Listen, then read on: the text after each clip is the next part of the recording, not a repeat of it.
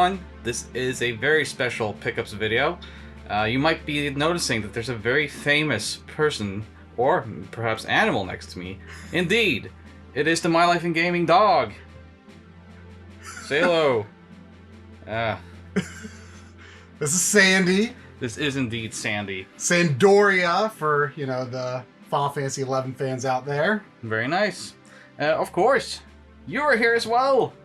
And I am the ghost of My Life in Gaming's past. Yes, my life in gaming is over because I blew all of my money on video games in the past, 4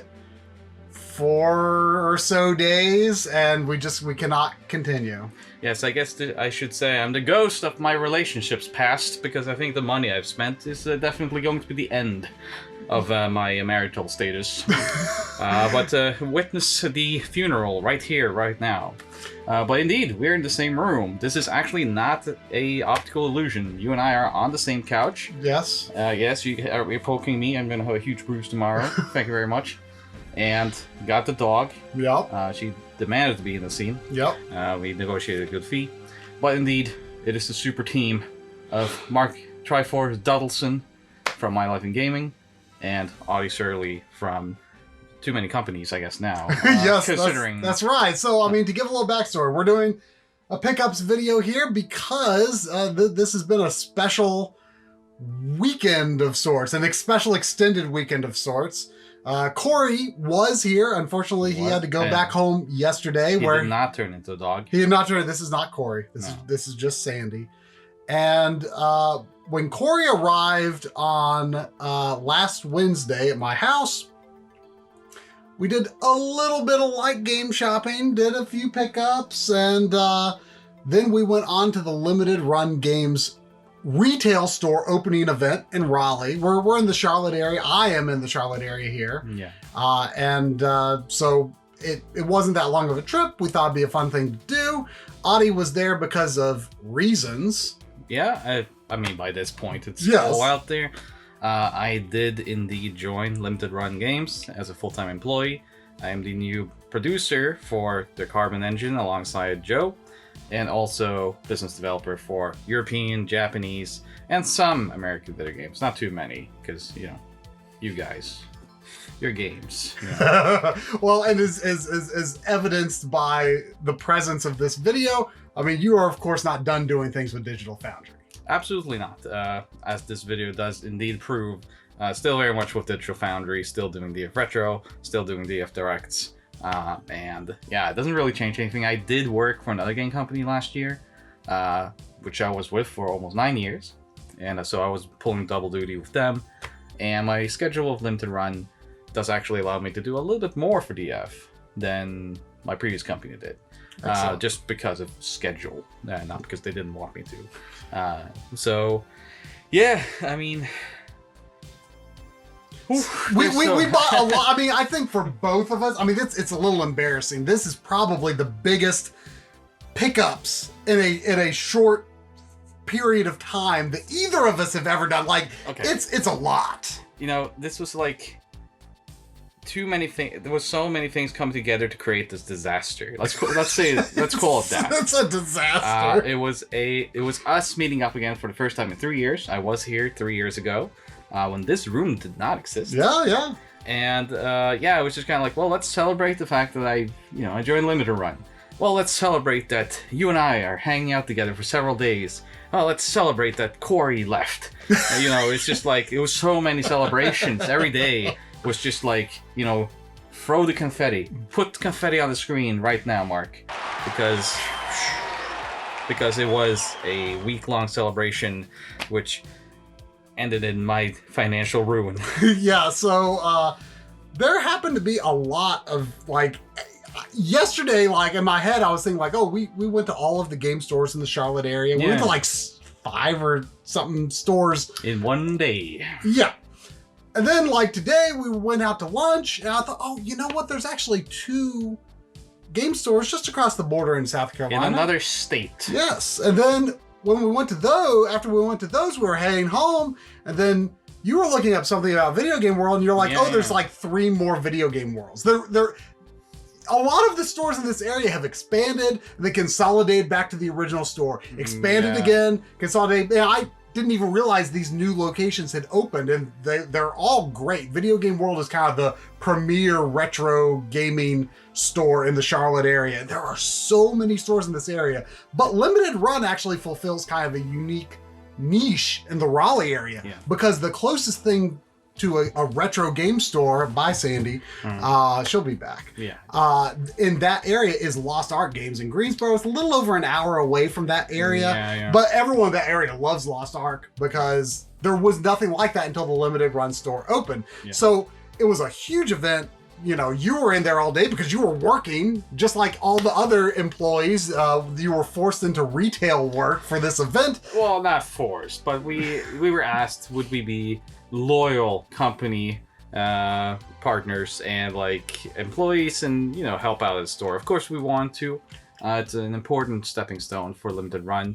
And let's talk a little bit more about that store opening and show what I think we can start like this, right? We can show what we got at that store, because that's kind of where the madness began. Oh my gosh. And this is just one stack. This is just one stack. This is all ridiculous. So the actual games from Limited Run that I got, oh gosh, most of these were like, you know, Corey is just like pulling it off the shelf and be like, you know, you should have gotten this. You should have got this like when it was. That to everyone. Yeah, you know, you should get this. You know, he comes off as like the reasonable parent, but then when you're with him in the store, he's just like, you should get this. Yeah, you know, this is good. Yeah. You should get this. Yeah. So, this Shadowgate, I actually was surprised I had not gotten this. And this is excellent. Yeah, I played it with. You should get this. Yeah. I played it with Drum and Lynn on the Backloggery stream, the PC version of it, several years ago. So I think technically it's like kind of, I can consider it beat already on my backlog. But I thought I got this. I got the 8-bit Adventure Collection. Oh yeah, which has the original from NES. Yes. The NES version. Yeah. And then I also decided to get my Gunvolt Burst. Because, you know, I have mixed feelings. I mean, I'll just be honest, I don't love the Gunvolt games that much. You know, Matt Papa was there. I know, he was there. I like a lot of Inti Create's work, but those aren't my favorites. But I thought, you know what? This one is like a little more NES style, so I'm assuming it's probably a little more snappy, a little less talky. And it might appeal to me a little bit more. You can see on the front there, though, it has a pink sticker. That means it was a hot item, and you were only allowed to grab one of them. If it didn't, I think you were allowed to buy 2. Yeah. And then I also got this. You know, I felt a little bad that I'd never grabbed a version of Saturday Morning RPG, that's kind of Limited Run's own baby. This is like their firstborn.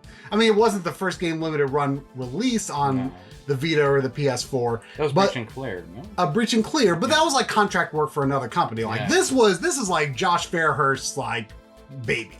And I was like, you know, I should have a version of this, just like, because this is like the Limited Run game. And, you know, of course it came later for the Switch, so this was, you know, available to buy. So, and it's got music from like the guy who did like the old Transformers. Vince DiCola.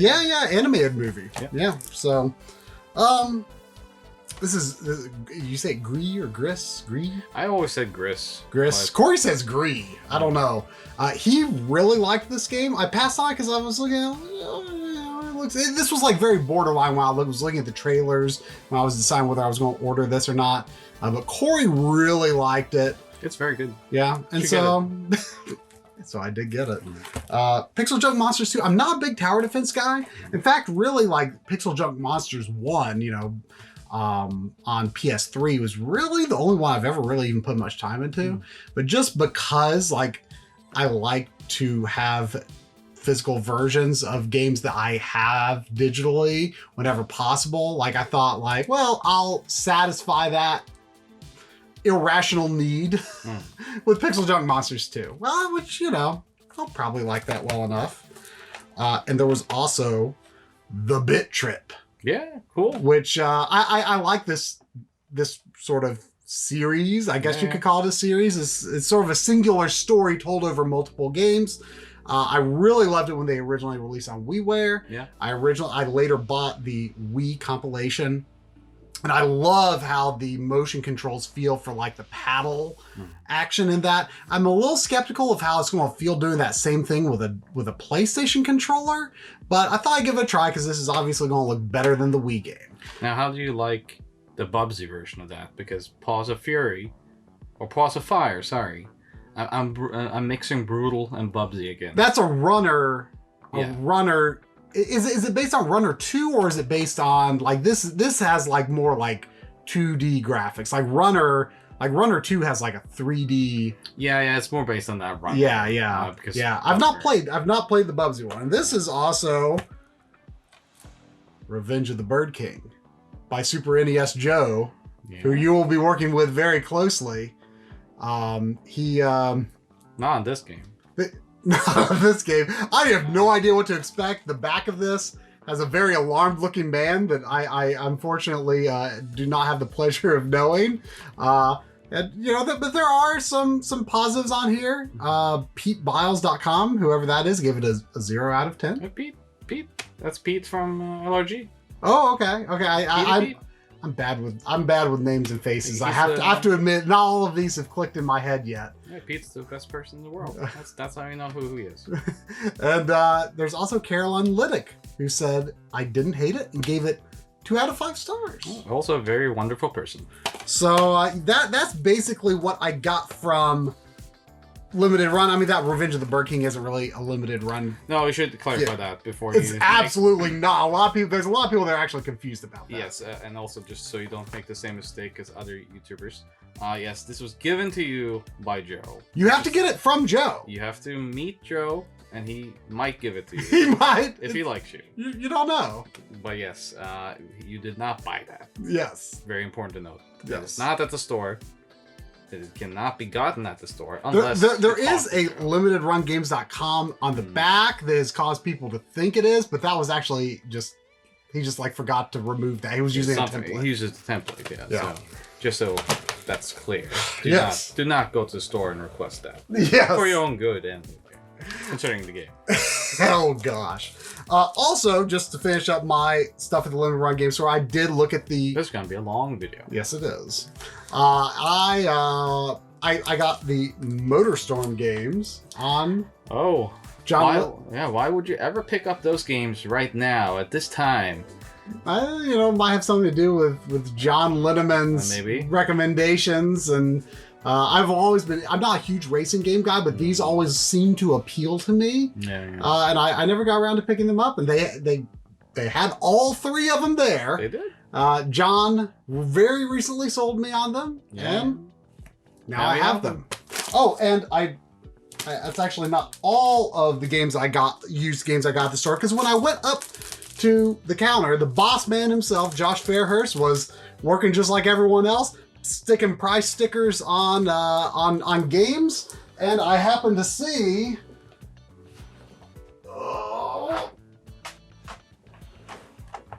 Bug for the Sega Saturn. I'm like, any US release Saturn game that I have even the vaguest curiosity about, like, I don't have much of a Saturn library. I got this into the system very late. When I got it, I wasn't even aware that the games were expensive for it several years ago. And it's like, well, this is actually a very interesting experiment in just people figuring out what 3D platforming should be. I like this game. And, I saw that, and it was $40, which seemed like a reasonable price for a Saturn game. And I'm like, oh, I'm going to be buying that Bug 2. Yeah. So it's not Bug 2. I don't have Bug 2. You meant you were going to buy this as well. Yes. So that is the extent of what I acquired at the Limited Run Game Store, plus acquired from Joe, because Joe is Joe. Joe is Joe. Yeah, I did actually, despite working there, I did not buy limited run games for other reasons. I do still order games from my own company, just this is clear. But I didn't buy any at the store. Should be noted too, just because we're shills. But like at the store, if you buy limited run games, they're actually MSRP. That's right. That's right. You didn't have to cut. Like, I think this is why people came from so far. Yeah. We actually talked to someone. He had flown across country, and he had like this huge stack of games, right?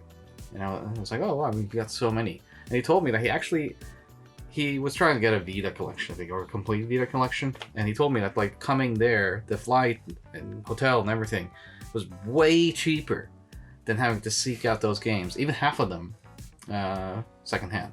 No, I think it should be said, just for like the limited run naysayers out there. Like, a lot of people have like misconceptions just based on like one example they've seen of like, oh, this game is, you know, all the scalpers are getting this game.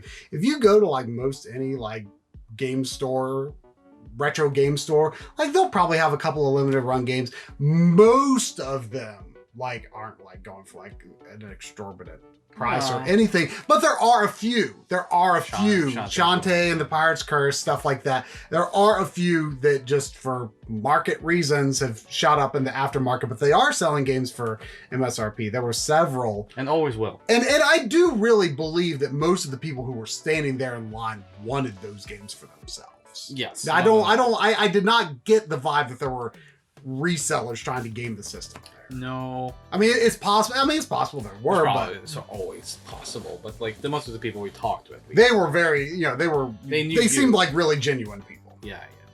So I did buy a game still though, and I'll do a mix because we have to.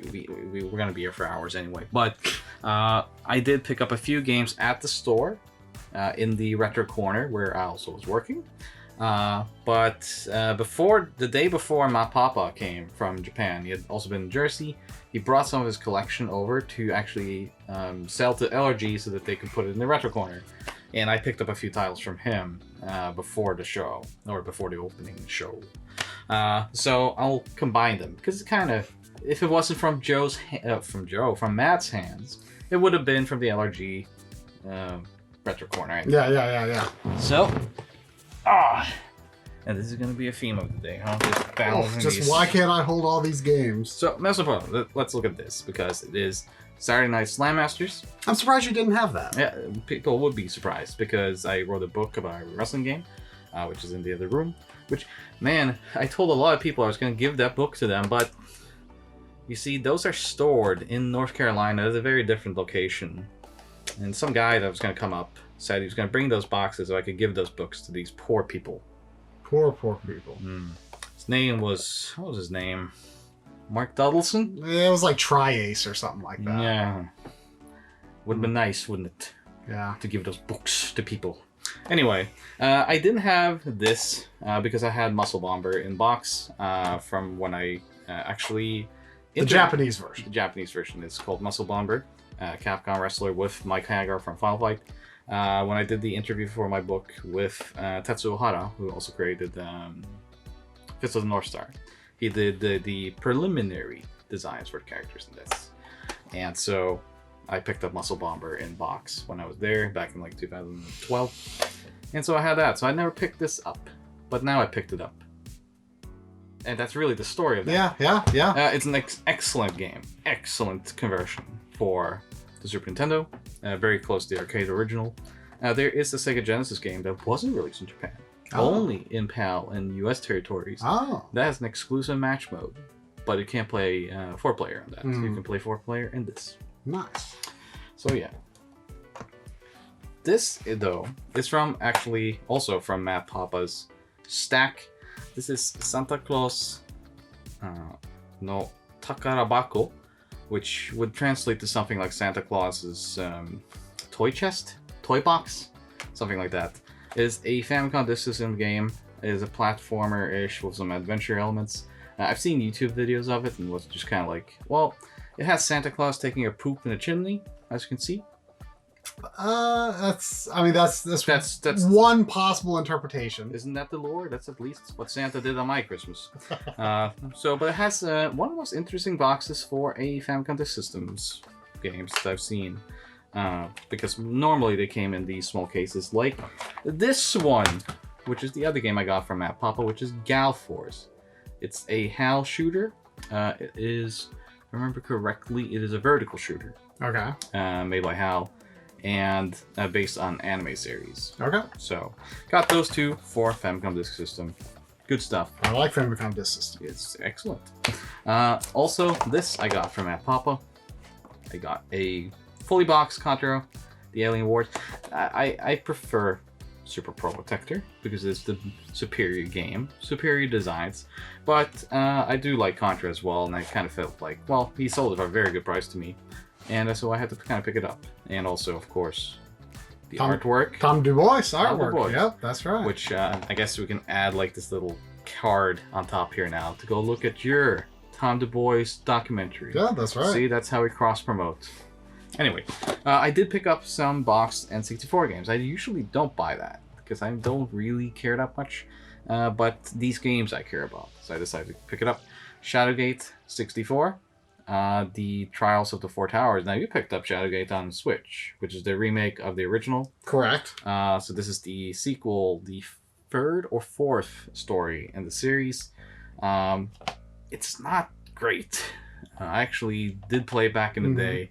I love Shadowgate. I've always loved it. We actually are going to talk about Shadowgate in a different video about Scandinavian releases. And we'll talk more about my love for it then. This isn't great. I mean, I've played just like 10 minutes or something of it, and like it's better than I expected, which I had low expectations of, so that automatically makes me kind of, I want to dig a little deeper into it. I think my problem with this in general is just that it never escalates into anything kind of proper. It's very tantric, and like you never really get to anything substantial in the story.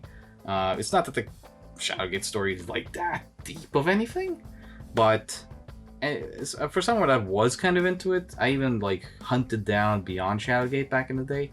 I played this, I remember, and I was just kind of like, I'm not sure. I was not sure about this. But you bought it anyway. I bought it anyway because it was a very good price, in very good condition, and I just kind of want Shadowgate in my life. Yeah. So why not? This also might surprise you, considering the fact that, you know, I have almost every wrestling game ever made. Physical condition. Physical condition. It would be, I mean, physical in good condition.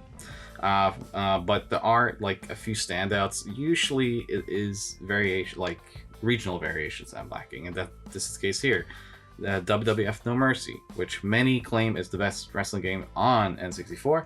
Wait, a system that is known for its wrestling games. Yeah, probably one of the best in terms of just pure gameplay. Super Famicom is the best for wrestling games, which we talk about in my book. And I think you and I discussed maybe doing like a My Life in Gaming episode about wrestling games on a certain system, which would be funny because you don't know anything about it, and so I would have to be here to do it with you. But it's just kind of fun to do these team ups, and I think that's a fun one for you to kind of.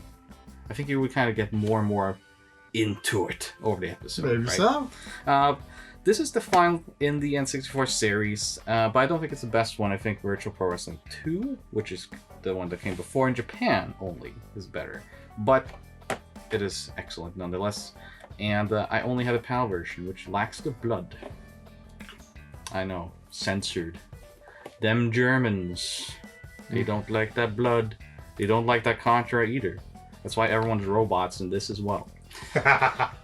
And the last one of the N64s was Doraemon 3, which was such an incredible price. And I've actually been hunting this, but I felt like I was never going to buy this because it's not worth the price. Well, one of the last N64 releases. Is very late. It is like 2001 or 2000. I mean, what kind of game is this? Is it It's a 3D action adventure. Yeah. Yeah.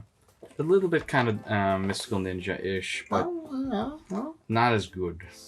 Mystical Ninja. Yeah, I should be here talking about that instead. But yeah, Doraemon 3, I just was like, you're going to sell that for this price? Alright, I'll buy it for that price. And the last two from, and we're only at the limited run store out of our 11 trips. I also had to get Simon's Quest because I was lacking this. I can't believe it. Yeah, okay, I had the PAL version. Mark, please. I was born in Europe. There's only, you know, I fix it now. I take care of it now. And Wolverine, because I like the music in it. Yeah? Do you like anything else? No. Oh, okay. but it was a good price. I like the price. Yeah. Okay. So that was my haul from Limp to Run store. To anyone who saw us there, because as much as people recognize you, last time I was here in 2019, I had not really done much DF yet. Yeah. 2022 is a very different year, a very different time. And I have to say thank you to everyone who came up to me, because I did not expect people to come up to me at the store. I figured, like, maybe a little bit different of an audience. Some might come up and say, like, aren't you that guy? And I'll be like, yes.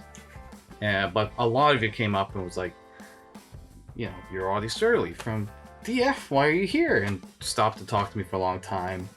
And just, it was overwhelming for me. I'm not used to this yet. And it's weird going into game stores as well in this area.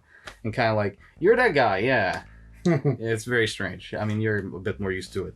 But, you know, it was very overwhelming, but also very heartfelt that people came up and said thank you for the videos. Yeah. So after this point, you know, we finished our trip in Raleigh. I did buy a couple of games off of Corey's childhood friend, Chris. Oh, yeah, I met him. Excellent person. Yes. Really nice. Yes, we stayed with him after the store opening. And somewhere in this pile, I'll get to those games I bought off of him. But I think from here, we're kind of just going to go freeform, no particular order, no particular store we bought them from. But I mean, you know, we didn't even go to any like pawn shops. This is all like game stores we went to, like somehow like between Lost Ark and Greensboro, and then like a roughly 10 stores within the, you know, an hour-ish radius of Charlotte. Yeah. I'm very blessed to have all these stores, but I actually didn't even know we had them. I some of them I didn't know I had. But I've actually not really been game shopping since October.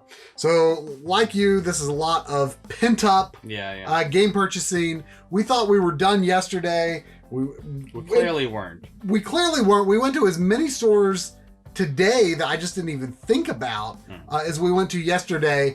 You know, Corey's a bad influence. You're an even worse influence. Oh, I get that. I mean, this man's appetite for game shopping is insatiable. Like, if Corey was in here, he'd just be like, But then he'd look at the games I buy. I don't know. I don't know if I want to go. But you know, because Corey knows when to cut it off.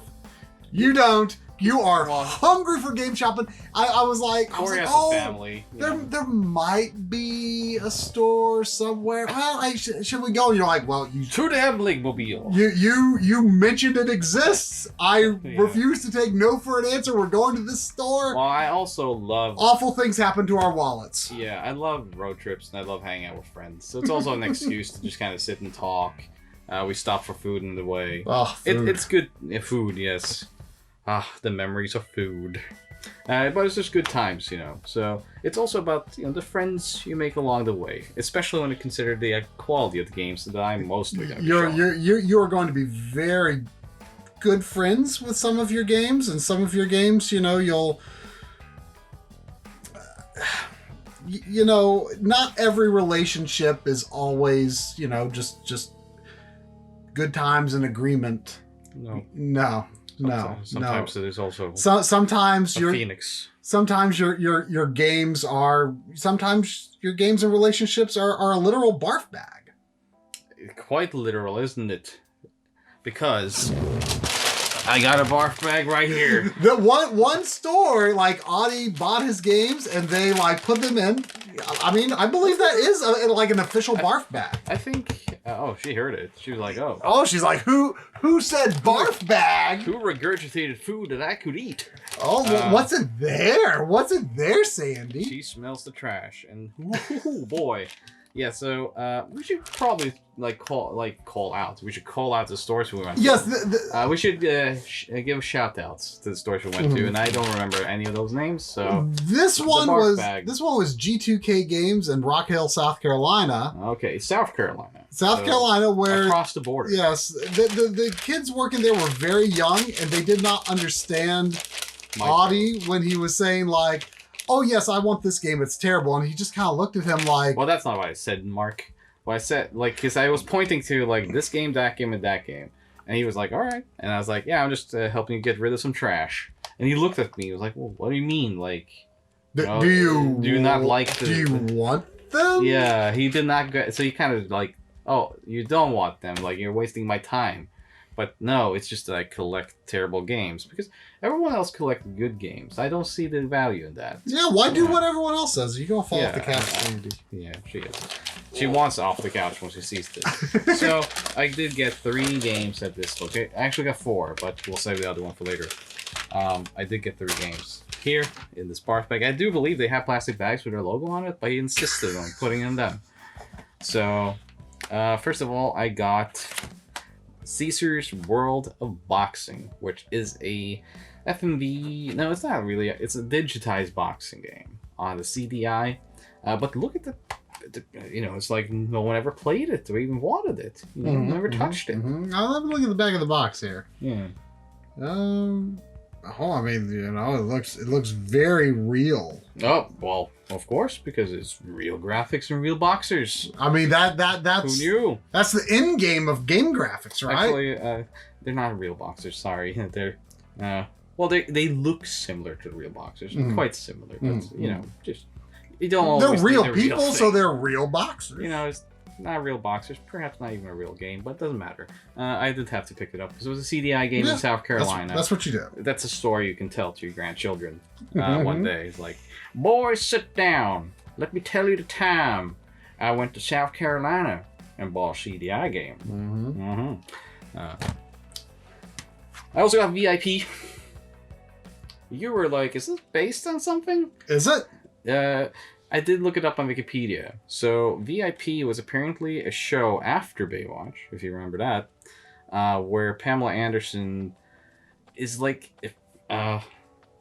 bodyguard?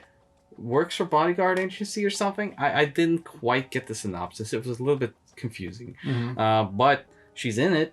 Yeah. She's also in this game. However, by very quickly looking at it, first of all, we tried to make sense of the screenshots on the back. Yeah, let me take another look at this. Yeah, we couldn't even make sense of what's happening. It is 3D, I suppose. Yeah, they won't be able to see it, I think. But they don't need to. Yeah. Do you like Jaggies, little man? Because this is all Jaggies. But it does promise to give us exploding bombshells, VIP uncut. So I guess this is uncut version. Furious action, and minigame bonus. From what I was reading, the whole game was a minigame or something. So, who knows. But she's not actually in the game. It's all CGI. Which, like, if you were a Pamela fan back then, I guess would be kind of a waste of money. But I don't know. I think this was a waste of money. But I did buy it because... and also it should be noted that the teenagers working at that store, things have changed because I don't think they knew who Pamela Anderson was, and it made me feel very old. Because I remember one of the kids, like, that looked for the CD was like, "Who's this?" Like, because her name is on it, featuring Pamela Anderson. It's like, "Who's Pamela Anderson?" And I kind of died inside. You know, the star of Barbed Wire. And finally, just because I love John Limon so much. Yes. You bought his favorite game. His favorite game. It is the price tag of $33.99, but behind it you can see, perhaps, that is Brutal Paws of Fury, which is that animal fighting game that John did review for the 32X in his full 32X video. This is the Sega CD version, which isn't better, but it does have those very famous animated sequences. Very famous because one of them has like a bear throwing a sandwich on the floor. This case for a Sega CD case is in good shape. Very good shape. It's like these 3 games that no one ever played them, as if no one ever wanted them. But here we are. I wanted them. You did that. You did. And it can go back into the barf bag. Yes. I did get one more game, which of course I can't find in this stack. You can't see it on camera, but it is a massive stack here. Where is the other game that I got from that lot? Here we go. We wanted to talk about this because this was very interesting. So this was this is the final game I got from G2K Games. Yes. And you were like, well, of course you want this. But I was like, for different reasons, Mark. This is indeed XS Junior Dodgeball. Horrible cover art. Yeah, look at that. Look at that face. Look at those kids. You can also see them in the back here. But if you look at the back, if you look at this pristine back here, you notice that the screenshot, I handed it to you. It's like, look at this. You looked at the front and you're like, of course you could get it. Whatever. But I was like, no, look at it. Yeah, look at it, Sandy. Look at it. Look at that. She sees it too. The screenshots look quite competent and has like great sprite work. Yeah. Yeah, and that is due to the fact that this is actually a Japanese game that was brought over by XS, which we have discovered had a very interesting history that we will go into. But this is a Japanese localized game, and it's a dodgeball game that's actually by some of the people that was in Technos Japan, who created the Kunio-kun series. And so this is quite similar to the Kunio-kun. And those people know how to make a dodgeball game. They do. And that back then, they created like a few companies. It was Minion, Miracle Kids, and I think there was another company. They all split off to do different games, but mostly in the vein of like the sports Kunio-kun games. And this is one of those. I forget which company did this because of all the splits. They eventually would come back to do everything under Million at Arc System Works now. So Kunio-kun remains. Yeah. But this is actually an excellent game, and you wouldn't think of it looking at this cover, would you? No. No, not at all. But trust me, it's very good. So if you find it, you should pick it up. I should. I yes. do have the Japanese version though, which has a very different cover. I would imagine so. I'll send you the picture of that so you can show on screen, and you can see this in comparison. But that was the last I got from G2K Games in Sorry, Rock Hill, South Carolina. I can never remember. I call it the Geek Store because the kids there. Yes. They're never gonna see this. That's fine. Yes. They were a bit eccentric. They were the people that you imagine like they were the closest things I ever imagined to people who would be making really dumb arguments about anime and video games online. You see it online. Yeah. We heard it in person. It was an interesting experience. So, that was kind of my haul from the barf bag. Yeah. So from here, I for now, I think I'm just going to go on like a system by system basis. Whatever I grab here, I sort of have these a little bit sorted. So one of the games I got one of the stores in South Carolina was Batman Returns, which I would have never even thought of buying this if Audi wasn't there. Yeah. I went up to you and I held it and I was like, you should get this. You should get this. You should get this, and I did.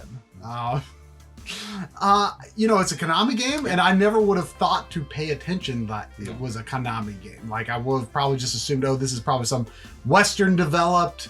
Not so, because not knock on Western developers, but they weren't the best on consoles at that time. But no, this is a late era Konami game on NES, which and holds up to the quality of like something like TMNT 3.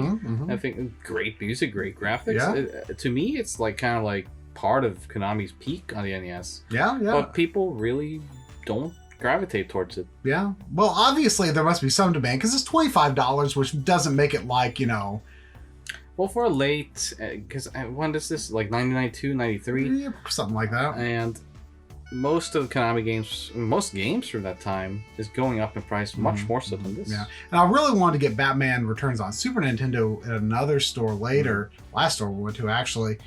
But it was yellow, right? The back was really yellow, and I'd already spent so much money, so I'll just keep that in mind for another time. Yeah, that $15 would have broken the bank. Yeah. Oh, there's actually another. There's another NES game down here that I should grab from my NES stack. Now this one is a little yellowed, but it does need to be cleaned up a fair bit. But I think it will clean up okay. This is totally rad, which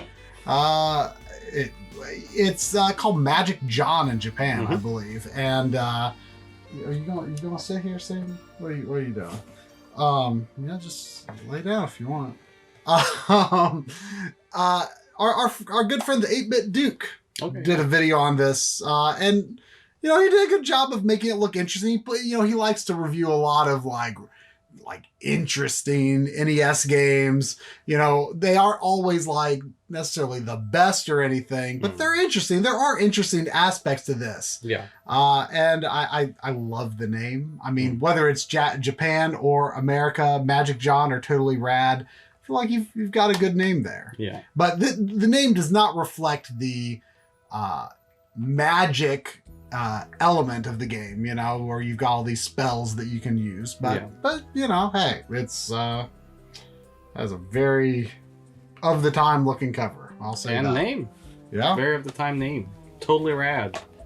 That it is. I also got Tiny Toons Adventures. I mean, another Konami NES platformer. I mean, you know, you can't go wrong with that. I got Flintstones for the NES, which I did not expect. I was surprised you had very little idea about this. Yeah, well, I knew that one of the Flintstones games was super expensive, mostly due to just being, you know, late NES game. Yeah. And I never, like, you know, Flintstones, as far as like cartoons of that era go, like Flintstones, I've always liked it, you know, pretty decently. Yeah. But I just, you know, licensed games from this era, you never really know. Is it going to be good? Is it? What's title? Is it? It's so it is. I did not realize that. Yeah. So I mean, it's hard to tell. I mean, considering that's just on top of the cartridge. Yeah.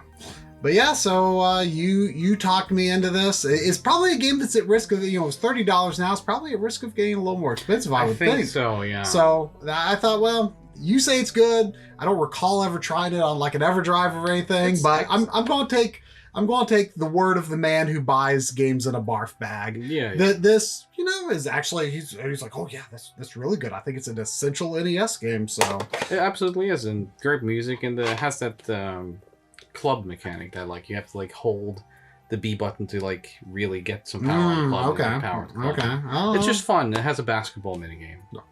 Okay. Also got POW, which is a SNK game, a port of an arcade game. Yeah. Side-scrolling beat 'em up. Yep, yeah, and it's it sort of feels unique. Like it's got a different sort of feel to it from like Vietnam brawlers that came later. Like just in terms of like the feel and the controls and stuff. But you know, I've tried this out here and there, and I was like, oh, you know, I should get that. Yeah, it's just competent. Yeah, it's just it's very competent. Yeah, it's very competent. Also got Little Mermaid for NES, and look, this is the only game that like we both bought. Well, on our journeys together. I think so, considering the quality of some of mine. But like, the thing was that it was $10, and we might be completely off base here, but I am pretty sure I've seen it for more. I've seen it starting to creep up, like 20, 25. I saw it at 20 or 25 at several stores, and like this is a game that's all like, you know, I'm not like I've seen the movie a time or two, but I'm not like a massive fan of it or anything. But Capcom Disney game, you can always count on that being pretty solid. Well, this is the only Capcom Disney game I didn't have. I had the others. Yeah. And then I don't have Little Nemo because that game is really mean. Is that Disney? No. Yeah. It's Capcom. It's got like the purple on like the other Capcom games. Yeah. But yeah, it kind of falls in that. Yeah. Well, yeah, it's pretty good. Yeah. Like pretty underwater good. It's Capcom, like, but I mean $10 for a Capcom Disney game on the NES, like you can't go wrong with that. Nope. You can't go wrong with that. Well, that was all your NES games. That was all of my NES games. Well, you got like another NES game or so. I do have another NES game, and we've lost track. There's no order. There's no order, so I think I'm just gonna go, kind of with a few games here. But I did pick up one more NES game. It is Street Fighter 2010. Yeah, 2010, the Final Fight. You still weren't too familiar with this, which again, surprises me. I mean, it's yeah. I mean, I don't know what my assumptions are about that game. I can't remember if I've ever booted it up or not. You should, because I mean, it's not a Street Fighter game, but I do have a Japanese version, which is why I never picked up the US version. But it is kind of like a boss rush game. Okay. It has great music. Uh-huh. Very difficult. I mean, how would you describe the controls? It's not like one-on, because I'm not a big like one-on-one fighter guy. No, some I play I like Soul Calibur, but that doesn't play like that at all. But you can pick up like different power-ups, and you have like... Is it like side-scrolling? Yeah, it scrolls sideways and Okay. vertical and horizontal. Because you're kind of in an arena. There's always like one target enemy. That's the kind of boss, so you have to beat that. It can be very different from stage to stage. The final boss is one of the most crazy in any NES game. So like, I really, if you have never played before, this is an excellent stream to do. I think for you and Corey. Okay. Maybe Corey has played it. Oh, I'm sure he has it. Yeah, I still kind of prefer. I think this is one of those games that has like adjustments to difficulty in the US version. So it might be harder. Yeah, I think it is. I might be wrong though, as I usually am. But I've always played the Japanese version and beaten it, so I don't know if that just means that like I'm good enough to beat it, or if this is harder. So I'm kind of interested to play this and find out. But yeah. But let's go into... I'm gonna get some more games here, because why not? Yeah, well, you've got more to get through than I do. Yeah, so I certainly do. Let's go for you go for it. Yeah, so let me do a few... I'll go with sort of like a theme here. I'm gonna do a few here because I want to talk about my love for very long boxes. Long boxes. Yeah. So I did pick up a few long boxes. I picked up at Video World in... the first one we went to? Yeah. Huntersville, North Carolina. That's the original video game. Yeah. So just give them a shout out. Very good store. Very excellent nice store. Classic store. Yeah. Had a lot of fun there. Picked up this for a very, very decent price. I love the long boxes, and I do definitely love Tekken. So I was like, oh, I don't have this long box. I will pick it up, good sir. I also picked up a couple other long boxes here, and one is one of my favorite games of all time. But this I picked up, the ESPN Extreme Games, because you might be familiar with it. We did the PS1 launch game last year on DF Retro. Mm-hmm. And what are you looking for? What are you looking for, Try?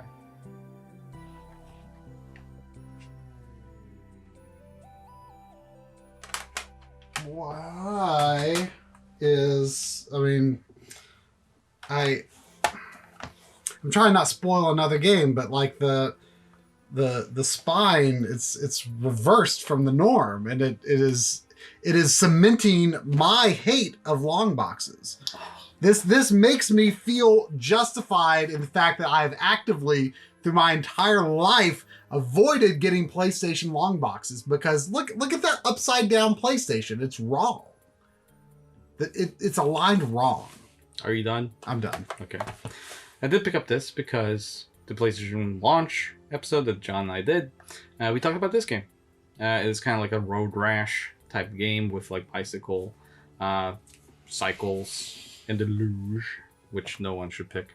And rollerblades, of course. It's very extreme. It's very extreme. But I like it also. It's a very good game. All right. Yeah, it's not bad. If you haven't played it, it might be a good one to... You should pick it up. I just can't stop looking at that spine. Stop looking. Take your eyes off it. Before I go to my favorite game of this pile, well, in fact, one of my favorite games is also here, but we went to Joe's Video Games. Joe's Video Games in Rock Hill, South Carolina. Yes, in South Carolina. And look at this pristine 3DO box. Now, these usually don't hold up this well, but I mean, this... I don't even like soccer, but I was like, I like the box. And you like that price? $15 for a 3DO? Yeah. Pretty good price, and just like, I love collecting 3DO. I didn't have this, and I was like, wow, this is like pristine quality, right? So, picked it up. Cool shop, by the way. It has like a lot of arcade cabinets. I think it's a lot of their business is like restoring and selling arcade machines, yeah. Right. So, if Joe is watching, very cool store. We had a great time there. Found some good stuff. I think some of the NES games, Batman Returns. Batman Returns came from there. I also got I think I got a Game Gear. Yeah, it could be. Yeah, I got a Game Gear game and maybe a GBA game. Yeah. Now this came from another video game world where the clerks did recognize us very quickly, and we had a good time there. We actually stopped to talk to them for quite some time, but they had a very good quality Road Rash on 3DO, one of the best games on the entire system from its US output. I keep saying that, of course, the Japanese output is very interesting on 3DO. Perhaps another collaboration between us for that topic in the future. But Road Rash, you have to. It's one of the must-haves for the 3DO, and it's the best version of this version of Road Rash. Some say. I think that has a little bit to do with the music and such in-game. It doesn't run at the best frame rate, but definitely the balance in the game, and also the pace is probably the best here. It's just for the 3DO. Yeah. It's just one of the best experiences you can have. Yeah. And I do really enjoy this version. So I don't know if it's my favorite of it, but it's definitely kind of the one that has most sentimentality towards. Yeah. But one version of what's missing of this game, which I have, there's a picture on Twitter somewhere of my flashback collection. I have some of the rarest flashbacks versions from Japan, Europe, but I didn't have this again because I do have the Mega CD version of it, but I didn't have the long box version because the price usually is too high, and I just even though I buy so many games, I don't tend to want to buy stuff if it's too expensive. So I don't splurge on super expensive games. But this was a very good price. I forget what it was. It also came from Video World up in the first one. Huntersville. And this is actually, despite not having this one, other than Mega CD version, this is actually my favorite version of Flashback. I know that some people will say, well, they don't like the cutscenes as much because it does have the new cutscenes, which were remade for the CD versions rather than the excellent ones you see in Genesis. But this has in-game music, and the music is absolutely incredible.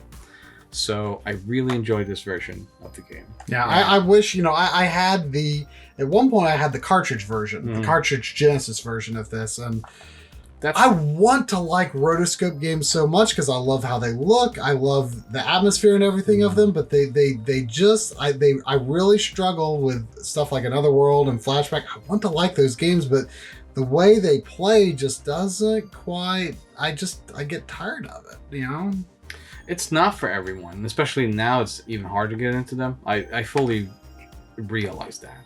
I grew up with them, which is why I can play them and have so much enjoyment. But what's cool about these games for me is that I really enjoy playing them and show them off. And I think these games, more so than a lot of other adventure games from back then, these are really fun to watch. So they are fun to watch. You streamed Another World the other day, and I appreciate getting to see the entirety of that game.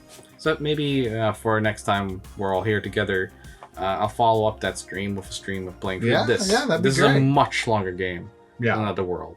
But you can still finish it in a stream. I can finish this in probably an hour and a half. Yeah. So this was my long boxes. They are long. They are boxes, and they will be in your life for a long time. For the rest of my life, I hope. Unless you're trying to suggest that you're gonna steal them. But before we go too much into my immortality, though, what's next on your list? Let's see what to grab here. Let's I think this is the only Super Nintendo game I got. This is Paladin's Quest, published by Enix. I don't know who it's developed by. But this is a friend of mine did enjoy this rather recently, actually. I think it's not widely considered one of the great Super Nintendo RPGs, but it is a Super Nintendo RPG that costs less than $40. And I feel like that's just, a thing I think that's a thing worth giving a chance. I feel like I played this game at some point and I didn't like it. Yeah. It's I'm willing to give it a shot. That was the only Super Nintendo game I got. Yeah. But I did get 3 N64 games. Card only. I see you don't put end labels on yours. I do not. I just bought these, but even if I there would not be end labels on them because I like to keep them looking stock. See, no, this is a flaw on the N64 cartridge. I mean, it is a flaw. Don't get me wrong, it's a flaw. But I can fix it. But it's a flaw. But I live with the flaws. I roll with the punches. I roll with the issues. But it doesn't have to be this way. We have the technology. We have the solution. The technology is, I look at my shelf, I see gold cart, blue cart, green cart, red cart. And I know where in relation to those cartridges, other cartridges There's so many variables here. I could just put a sticker on it, which looks great, by the way. I don't think they look that good. Oh, you just have to get the right Etsy seller. I hold N64 very near and dear to my heart. I grew up with these games not having end labels, and I don't want them to look any different. I don't understand. You can fix this. So anyway, my end label-less N64 cards are... Which game are they? Well, they picked them out. Oh, I know what they are. Because you could see the front label. Oh, I'm going to pull out the one in the middle, and it's going to be Aero Gauge. Oh, see? Yeah. Which we did a N64 Futuristic Racer DF Retro Play, where we did play this. This was kind of the unknown of our episode. Yeah. I remember both John and I think I had played it with my friends, if I remember correctly. I have a vague memory of it kind of back in my brain somewhere from before the DF Retro Play. But it is excellent. Solid, yeah, yeah. I remember I rented this back in the day, and it had always been like vaguely in the back of my mind. It's like, that's something I should get. And then when I saw that video, that like really put me in like the mode of like, I should get that. Yeah. And the reason it took me so long, I mean, this is a good looking cart. This is a game that you see often, and it's not super expensive, although I feel like the price is going up a little bit. It's $15. I feel like it's just one of those games that you always see in just junk condition. We saw a lot of real junky N64 games. Should we explain the Carolina theory? I think this is a little unfair. It's not unfair. It's unfair. You brought it on yourself by dumping your games in mud and poo. Like every game we see here that's like loose. Like let's say like out of 10 games, 9 out of 10. No. 8 out of 10. No, I mean, yes. I mean, look at. Stop with your selective. Look at this beautiful Little Mermaid. Stop with your selective defensiveness. This has not been in mud. Yeah, that's because it's Little Mermaid and the girl touched that. But like most of the cartridges. Not this one. Not this one because you're showing off, but not the one. I didn't buy dirty cards, but most of them, it's like we've been through a nuclear war. Like there was a few games where we were just like, which game is this? There was a copy of Rogue Squadron at one store that literally almost gold card. It almost looked like a gold card of Rogue Squadron because it was so dirty, yellow and brown.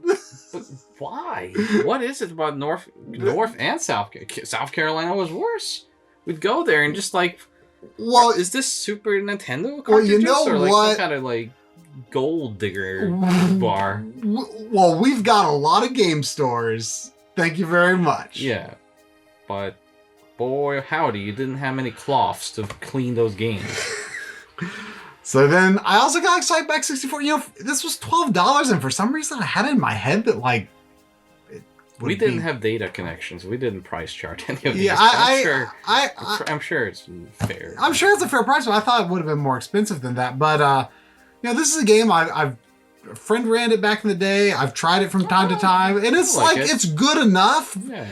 That and especially since, it's the connection to a classic NES game, I've always kind of wanted to get it, but I didn't want to spend much money on it. And when I saw a good looking cart and it was only $12, I'm like, I can get that. I should get that. And this is one of the games the few games on N64 that I would actually say Corey likes more than I do. Mm-hmm. And he is not an N64 man. And lastly, This is kind of the wild card. This might seem like an odd grab, but I got Xena Warrior Princess. Oh, you got Xena Warrior Princess? Because the Talisman of Fate. Oh yeah, I got Xena Warrior Princess. There was a game that we both bought. Yeah.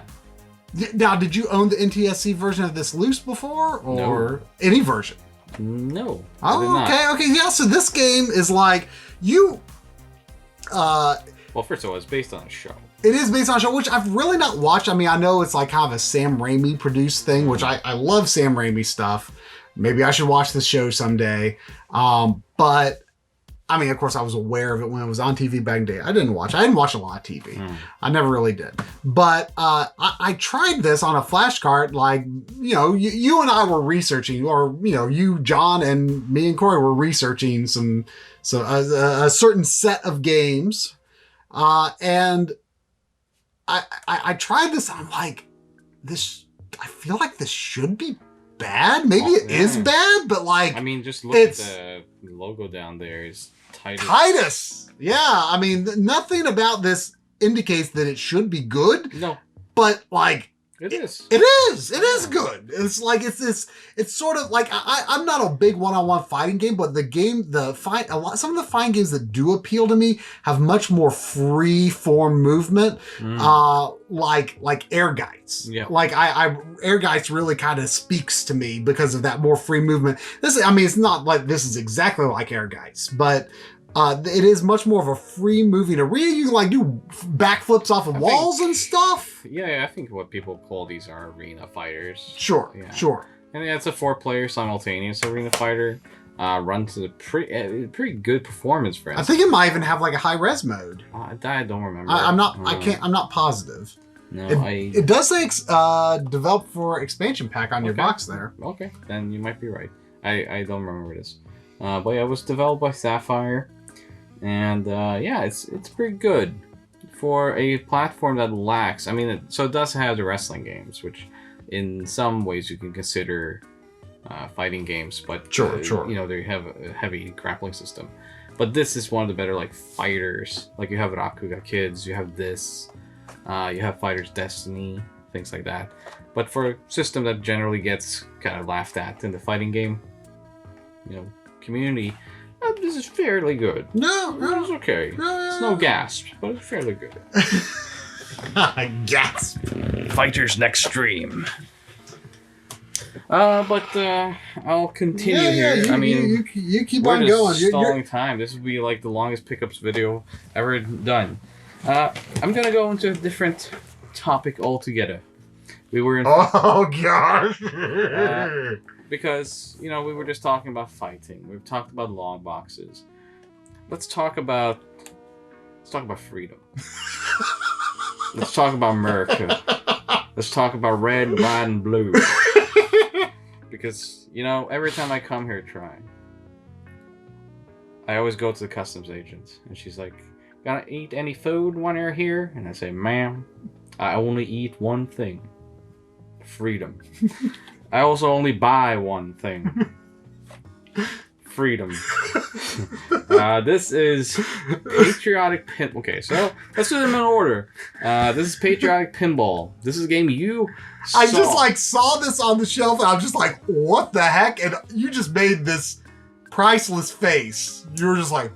I mean... and you just immediately were like, I am buying that. Yeah, because I know my trash. I mean... but, you know, Patriotic Pinball, I was like, wow, hello there. You're coming home with me tonight. And so I picked it up. It was, what was it, $5? But it was like on the bottom shelf, kind of hidden away. And you were just like, oh, look at this. And I was like, all right, I'll look at it. And I looked at it, and I was just like, all right, this is, you know, definitely up my alley. I didn't even know this was a thing, but apparently there's nothing more patriotic than pinball, because we picked up this, we laughed at it, and we're like, they couldn't possibly do this again. It's patriotic pinball, it's like patriotic, it's a ball bouncing around. They did it again. Did they do it again? No. It is not they. America did it again. we collectively did it. We the people. Did it again. Because... this was pure pinball. And underneath, to just clarify, it is American Pinball Reborn. Exactly. So, okay, we're on a thing here now. So this is pure pinball, American Pinball Reborn. Reborn in the year of, let's see here. It doesn't say. Let's just say it's eternal. Came out on the original Xbox, so clearly. By the same people who published... XS Dodgeball. So we were like, whoa, what's this? Like, it's the XS Dodgeball people, and look at what they're doing. They're doing fantastic cover artworks. Yes. I started looking into them. They will definitely be a subject of a future video of mine. I love how these, CG rendered ladies on the front, the exact same arrangement of them is in the background, but, colorized, bluish or something, and also ray trace reflected in the pinball in the front there. Very, very impressive technology on display. Reflected here. On the front. I'm not sure about. Oh, it's ray tracing, all right. Yeah. I already asked Alex about it. It definitely shows signs of ray tracing. I'm just not sure about perspective, but that's not important. The only perspective we need is the ladies. And look at the ladies. We have, I don't even know what that's supposed to be, but it's like an elfin warrior with warrioress with a sword. There's a military lady with a gun or a rifle. I don't do guns. There's a racing lady who is not wearing her helmet, which I put your helmet on. Yeah. And also, you have a jacket, zip up your jacket, it's gonna get cold. And a cowboy lady. Because how? I mean, it is American Pinball Reborn. So, I mean, and then, Yeah, and just repeated. Because why not? And then repeat it again. Because why not? 3 times. It's comedy, just like laying down on the floor. There's also 4 tables. This doesn't sound like a lot. I mean, it represents the American flag with red, white, blue, and then the extra value for transparency. Okay. So I mean, that's what they always say. Red, white, blue, and transparency. Yes. You can save your high scores on the Xbox Live leaderboards, which I would love to see today. And American Pinball Reborn. What can we say? This is amazing, by the way. I mean, I'm just so happy that we discovered XX Games because I looked up their gamography. And oh boy. Oh man, are we going to be haunted by the ghost of XS Pass? Oh, I think so. I can't wait to see the costume of that ghost. You can see it on the front here. Oh no, I'm horrified now. I'm not looking forward to meeting this ghost. He will be haunting you, I also, because, and I actually have a double, so I had the PAL version of this. I also discovered after coming home that I have this already. The Japanese version? Yes, but I don't have the manual, so I did still still come up on top. But Flipnik, this was actually also from the allergy store. It was in the retro corner. I thought you said allergy store at first. Yes, from the allergy store. I picked up some nasal spray. You did? And a Flipnik. Yeah. I did have horrible allergies this week, so could have been.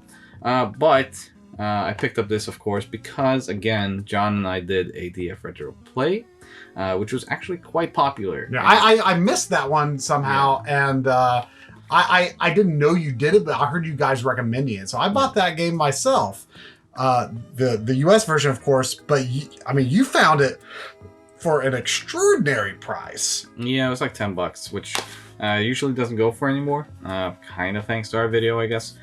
This is like it's so hard to explain. It's a pinball adventure of sorts, right? Yeah, but it's like this, it's like this euphoric, psychedelic, like introspective pinball experience. Like it makes you think, and you're just playing pinball. Makes you feel. It makes you feel. It actually does. Like as John and I was saying in that video, which you should check out. It's just something that happens to you when you do this because you start with a simple board, but you unlock more of the board, and it's completely beyond like a realistic pinball board. But you are like in space, and you open up islands, you deal with like different missions. You have in one section, which is very famously from our video, you have to go through the Ice Age, you go through evolution. You get to the Ice Age, and it actually freezes the board, so you have to like platform your way vertical. So you have to kind of jump up. There's all kinds of stuff going on here. I mean, there's like lots of interesting like camera angles and stuff, and there's like some section that looks like Breakout. There's a section that looks like Pong. Yep. There's looks like all kinds of stuff going on here. I noticed on this Japanese cover, there's some English text that says that Flipnik is a enjoyably simple action, amazing pinball game for you. Yeah, and I think, do you agree with that? Yes, I actually think this is perhaps the best copy text I've ever read. Not because it's funny or anything, but this actually does sum up the game the best way you ever could sum it up. It's for you. Yes, and for anyone who doesn't have this, this is one that you pick up now. It came out, interestingly enough, this is generally it goes for about $25, FYI. Like, don't look for that $10 because you're just not gonna find the Japanese version is now up in the 70s. Oh, for some reason. Did you get a good deal on that? Very good. But yeah, this is actually developed by Sony. So the internals. Really? Okay, like you know, the same people that are doing, like, maybe not the same people, but the same studios that were doing like Ape Escape and stuff. I don't know, like, the actual people working on it. Can you read this? It's published by Capcom in the US. In the US, published by Capcom. In PAL, published by Ubisoft. That's wild. So I don't know the story behind all over that. the place. Me and John have both tried to actually contact some people to see if we could figure this out, but we haven't yet. But I would love to know the story. I guess the story is boring enough to just say, like, you know, this is a very late release. For the system is 2005, late 2005, that this came out. So PS3, you know, was right around the corner. It was announced already, and I think releasing a euphoric, surreal pinball game on PS2 for you probably wasn't in the interest of Sony America. Too bad because it's one of the best games on the entire system. So can't wait to try it myself. Yeah, absolutely. And then follow up with Patriotic Pinball, of course. Have you gone through your list, sir? Yeah, I mean, while you're on PS2, why don't I grab my stack of PS2 stuffs? So, first of all, I've got Maximo, Ghost to Glory. This is the first Maximo. I've had the second for several years. I've played like a world of it, but like I always kind of like, I still do kind of want to play the first game before I really commit to that one. I know the second game is generally kind of considered the better one. It's a lot more forgiving in terms of giving you save points and kind of progressing on a world map. This one is much more unforgiving. It, I believe it, when you save your game, it remembers like how many continues you have left and stuff like that. But you know, I'm not afraid of a, you know, NES-esque challenge, even though this is, of course, a 3D platform. I actually didn't know until not that many years ago. Like, well, this is widely considered like a spiritual successor to Ghosts and Goblins, Makai Mura. It is actually a Western developed game, but it's a very, very good 3D conversion of those concepts. Oh yeah, I had a lot of fun. I mean, I played a bit of this back in the day. A friend had it. I've always wanted it, but again, it's one of those games that you just see so commonly, and you always think, oh, I can just get that another time because I'm buying all these other games. You know, it always fell on the back burner to get, but it is creeping up in price a bit. Oh yeah. Okay. So I finally decided, okay, I'm going to get it before it gets any worse. And this was a fairly good condition copy, better than most I see. I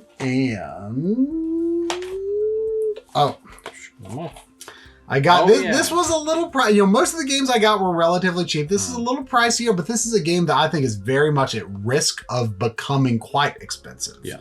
And I wanted to go ahead and get it. This is Urban Reign by Namco. Is this an American developer or Japanese developer? Oh no, this is definitely Japanese developer. Okay. It doesn't. You look at this cover and you wouldn't think it is. The cover isn't great, but it is by the Tekken team and it actually runs on a Tekken engine. Okay, I mean Corey streamed this game a couple of years ago. Yeah, and it just blew my mind. Like, it is a super, like, over the top, like, just, it's just really fun looking to play.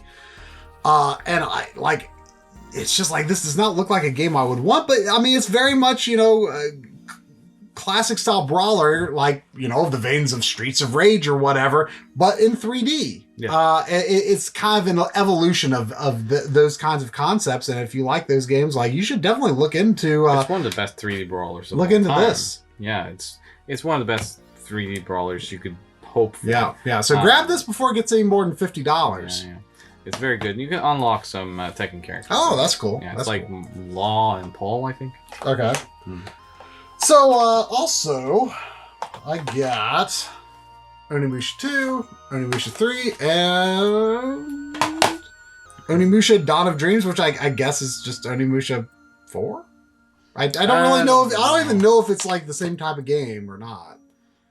But I don't know a lot about the series, to be honest. Like, I'm a huge Resident Evil fan, and these are kind of, Resident Evil is just like right there in my top 3 series. Oh, is it? Oh yeah, it's top 5 at least, but maybe top 3. I love Resident Evil. Love Resident Evil. And this is like Resident Evil adjacent. And I've always, I don't know why, like, it just took me so long to get these games. I got the first game several years ago. It was actually a convention where they had an open copy and a closed copy, a sealed copy, and the sealed copy was the same price as the open copy. It was like $10. I'm like, of course I'm gonna buy the sealed copy. So now I have 2, 3, Dawn of Dreams.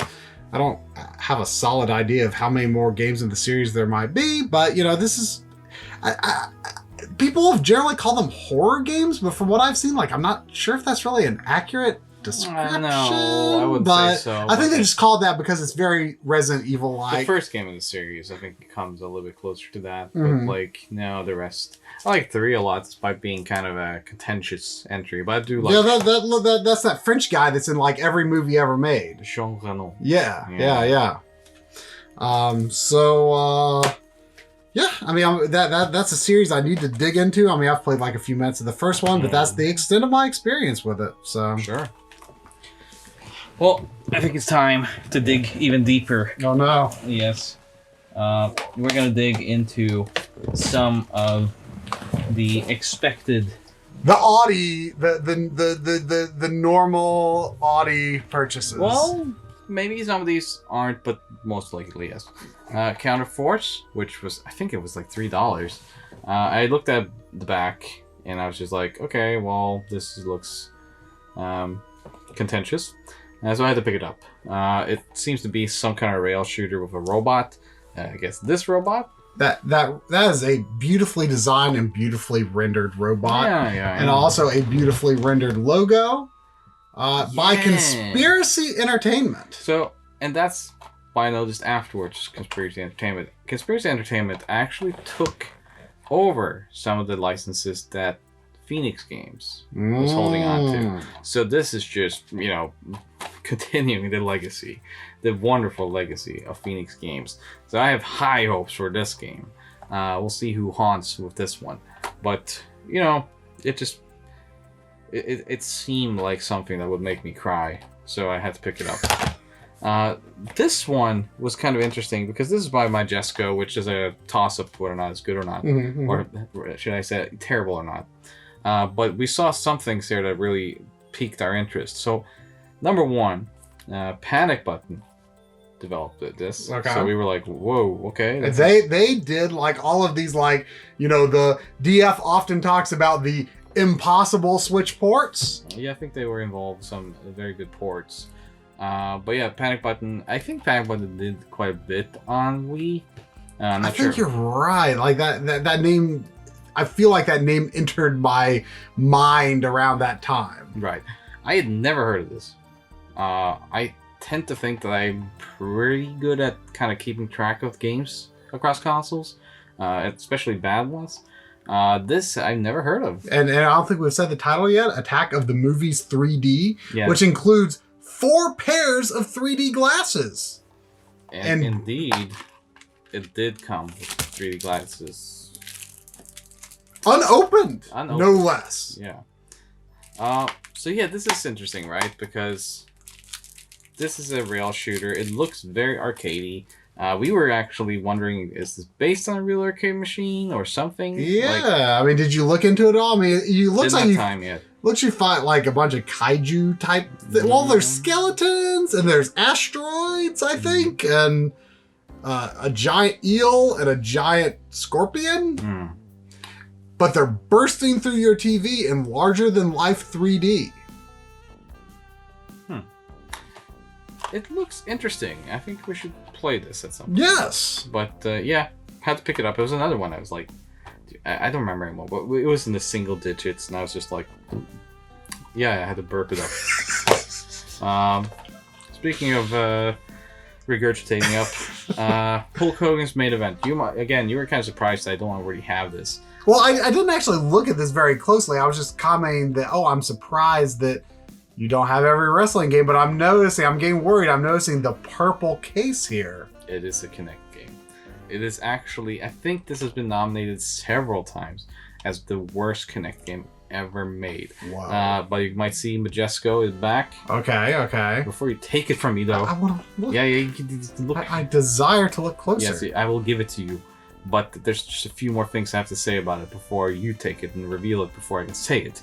Yeah, so actually I was at E3 when they showed this off. I did not meet Hulk Hogan because he was there to promote this. Oh, okay. Which was the only time he was at E3. But yeah, I remember going to like this showing of it, and the people, very nice people, demonstrating the game. It was very clear very quickly that first of all, they were not happy to be playing this game. Also, it didn't work on any level. It's just like the Kinect didn't recognize anything. So it was just kind of like this cavalcade of disasters for them.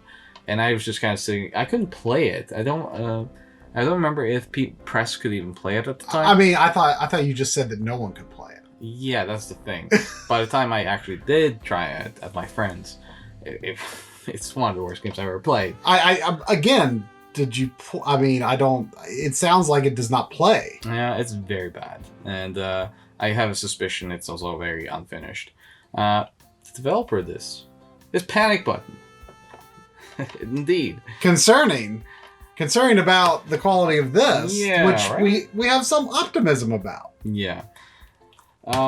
This was during the time that Hulk Hogan was at Impact Wrestling, which is called TNA back in the day. So I do think that there's some licensing there from them as well. But it is just I think I wrote in my book that it is in many ways the worst wrestling game ever made. Because it's just unplayable. And you spent how much on it? This is another one that was about like $5, I think. But I never got it because I don't recall this getting a PAL release. So I don't think I ever picked it up because it just never really came to me, and I wasn't going to pre-order this. Oh, I like how on the back, I don't have a lot of experience looking at Kinect games on here. That I'm very curious what the other verbs or descriptors they might use are, but it says here activity level, active, very active. Wow. You can body slam people for the Mac brother. You can put the chair to their back. Wow, dude. Wow. So yeah. Wow. Speaking of which, though, going through the tables and through the mats, these I didn't buy. You might see the price tags. But this is also at that Video Games World with the nice Concord. I went to Concord. I picked these up, and the guy was suddenly not so friendly anymore. He was very friendly. But he looked at the disc, and he's just like, these would have gone in the trash for several reasons. I can't sell these to you. I literally cannot sell these to you because the discs are just not in pristine condition. And the quality of these games are just why would you want them, by the way? And again, the reason is that this is from Conspiracy. Both of which I think are from Conspiracy. This is Bold Games, but I think that's actually a subsidiary, again, of Conspiracy. So the rabbit hole just keeps going deeper. But this is actually a port of that monster, or not Monster Truck, but Big Rigs or whatever. Rig Racer 2. Yeah, it's Rig Racer, I think, on PlayStation 2 as well. This is a Phoenix game ported to Wii. This is straight up a Phoenix game on Wii. So I was like, well, I'm going to pick this up. I have to continue the legacy. Mm-hmm. Of course, why wouldn't you? Why wouldn't I? I have nothing better to do in my life. And then this is Mini Desktop Racer, which is from Data Design, which is another company that came up again in the Ghost of Phoenix. And it looks very Phoenixy, of course, being from those same developers. So this just meant, you loved the Ghost of Phoenix. Oh, yeah. Yeah, you're the biggest fan. Yeah. And you know, people have been talking about just kind of like, who were these people? Like, how could they do this on PS2? Like, well, it was late in the PS2's era and whatnot. But here you can clearly see they continued on the Wii, which really speaks a little bit about the quality of Wii games and its shovelware, right? The fact that this could easily come out on that system during its peak lifetime. Nintendo seal quality. Well, seal of something. Speaking of which, though, Majesco just kept making my day because I was so blowed out with Blowout. This was just one that we saw. This might be famous, this might be not. I never heard of it, but we saw that cover art. We saw that guy, and we were just like, well, you're gonna buy it, right? And yeah, be careful how you hold it. Be very careful. Yeah, that's some quality CG characters. Yeah, you know, the back makes it look kind of like something like Bionic Commando Rearm. As I say Which is a good game. Yeah, but as I say that, I think you should put footage of the game on screen, because I'm sure we're going to quickly discover that this is anything but that. Oh, it's 2D. Yeah. It might be great for all I know. I never heard of it, but again, it was single-digit price, and I was just kind of like, well, it seems like something people should see on my shelf, and kind of, you know, well, of course you have this. So it's an art piece then. I guess it's not part of my game collection. It's just kind of part of my life. It's part of me. I think, you know, these games are more to me than just, you know, entertainment now. Mm-hmm. They're actually part of who I am. I mean, art often comes from a place of pain. Well, let's just say that the place this came from is very painful very often after eating Taco Bell. So, yeah, these were kind of the games that I picked up along with the 3D glasses. So these are kind of the, you know, this type of era games that I picked up. You still, and I still have way too many games to talk about. Yeah, this is true. We might need to speed this up. Oh, do we? Sorry for bumping the microphone. I don't know. Maybe we don't. People probably just like want to like listen to us for their entire work. People have tuned out already, so that's fine. So since we're talking to each other at this point. Yes. Well, you were just looking at Xbox games, okay. So why don't I talk about Xbox games? Go ahead. I got Crazy Taxi 3. Oh, I was asking you. You were, and this was one of the. You know, this might have been the very first game I grabbed off of a shelf and held in my hand and took up to the counter to purchase during this whole disaster of an extended weekend of game buying. I see. And you know, I like me some Crazy Taxi. All right. And you like Crazy Cats too, I heard. And you know, this seemed like a good one to get. I've got Crazy Taxi on the Dreamcast. I sort of have Crazy Taxi 2 because it was inside a junk Dreamcast I bought one time, but it's just a disc, so I don't consider it part of my collection. All right. I almost grabbed a Crazy Taxi 2 at some point over the weekend, but you know, unlike Corey, who can't buy everything you see. Unlike Corey, who says, you know, you should buy that. Yeah. Hey, you should get this. You should get this. Yeah. He was like, you know, Crazy Taxi, since he knew I already bought this, he was like, Crazy Taxi 3 has all the levels in Crazy Taxi 2. Mm-hmm. So he's like, you shouldn't get that because you got Crazy Taxi 3. Okay. Hey.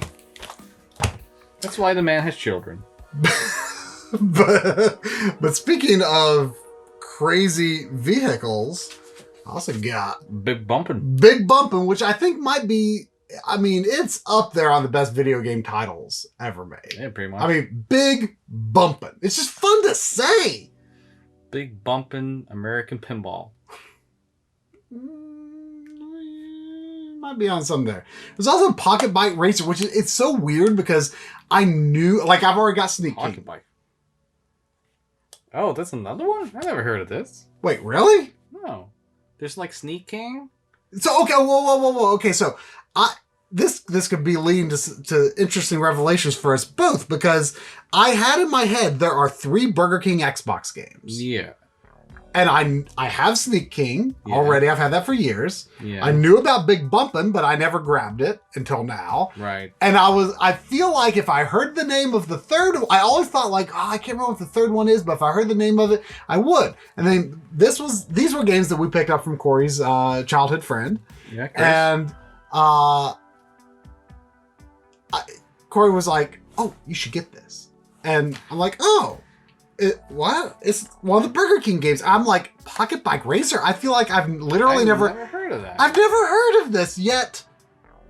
I knew there were 3, and so... What's the third one? Is there a 4th? Is this the 3rd?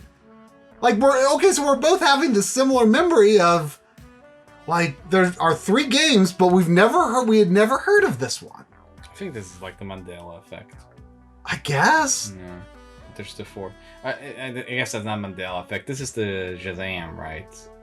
Like where it's like Sinbad rather than Shaq was. I don't know these things. I'm noticing looking at this cover here, which is like, I mean, it kind of looks. Look very closely at it. I didn't notice. I mean, it almost looks like I mean, it looks like actual painted cover, similar to like what it looks like paint to me. And I notice at the bottom there is like a little signature that says like Soli. So maybe it says Sorely. Maybe you painted this. This was I totally forgot. The Burger King just came to me and was like, "Can you do something like a Drews Struzan Pocket Bike Racer?" And I was like, "Yeah, of course. I will have it on your desk post haste." But get it out of my face. So then Gears of War. This is a series that I've always kind of wanted to play, but like I've never played. Like I have like the remastered one or whatever on Xbox One of the first, and I never liked these. Yeah. I mean, I feel like I really like Uncharted. I liked this was kind of the beginning of like the cover shooter, the third person cover shooter phase. I don't really know what I'm going to think of this series, but I mean, they're cheap games. I think I already have access to them digitally, but like I have this thing where I just can't commit to playing through like a game that I own for free digitally. Like I need a physical copy to feel the motivation to play it. So there it is. I grabbed this Batman Arkham Origins because great game. Oh yeah, you're. I mean, Arkham Asylum is I've only played Arkham Asylum and Arkham City, and I love Arkham Asylum because I feel like it's one of the best 3D Metroidvanias ever made. I suppose so. Arkham City, I didn't like the shift to open world in that so much. And I think this is more like Arkham City than Arkham Asylum. I think it is an open world kind of. I even like the handheld version of this, believe it or not. Yeah. And so the reason I actually kind of grabbed this right away was because Corey was like, "Oh, you should get this." He was like, "You should get this. This is a disc-only backwards compatible game." Oh, is that so? It's one of the ones that you can't like actually buy on the store. There's a few. There's like I think Assassin's Creed 1 is that way. I think the Prince of Persia, like the cel-shaded reboot, is that way. Or what? I don't know, but I guess that means like they can distribute it, but they can't sell it. I guess because you still have to like download the data. Yeah. But this is one of there are a handful of these disc-only backwards compatible games. So, I thought, well, that's interesting. Good way to play. That's the one that wasn't developed by Rocksteady. Also got Lost Planet 2 and 3. Kind of similar to Gears. I'm not really sure what I'm going to think of these. I have Lost Planet 1. I've played a little bit of it.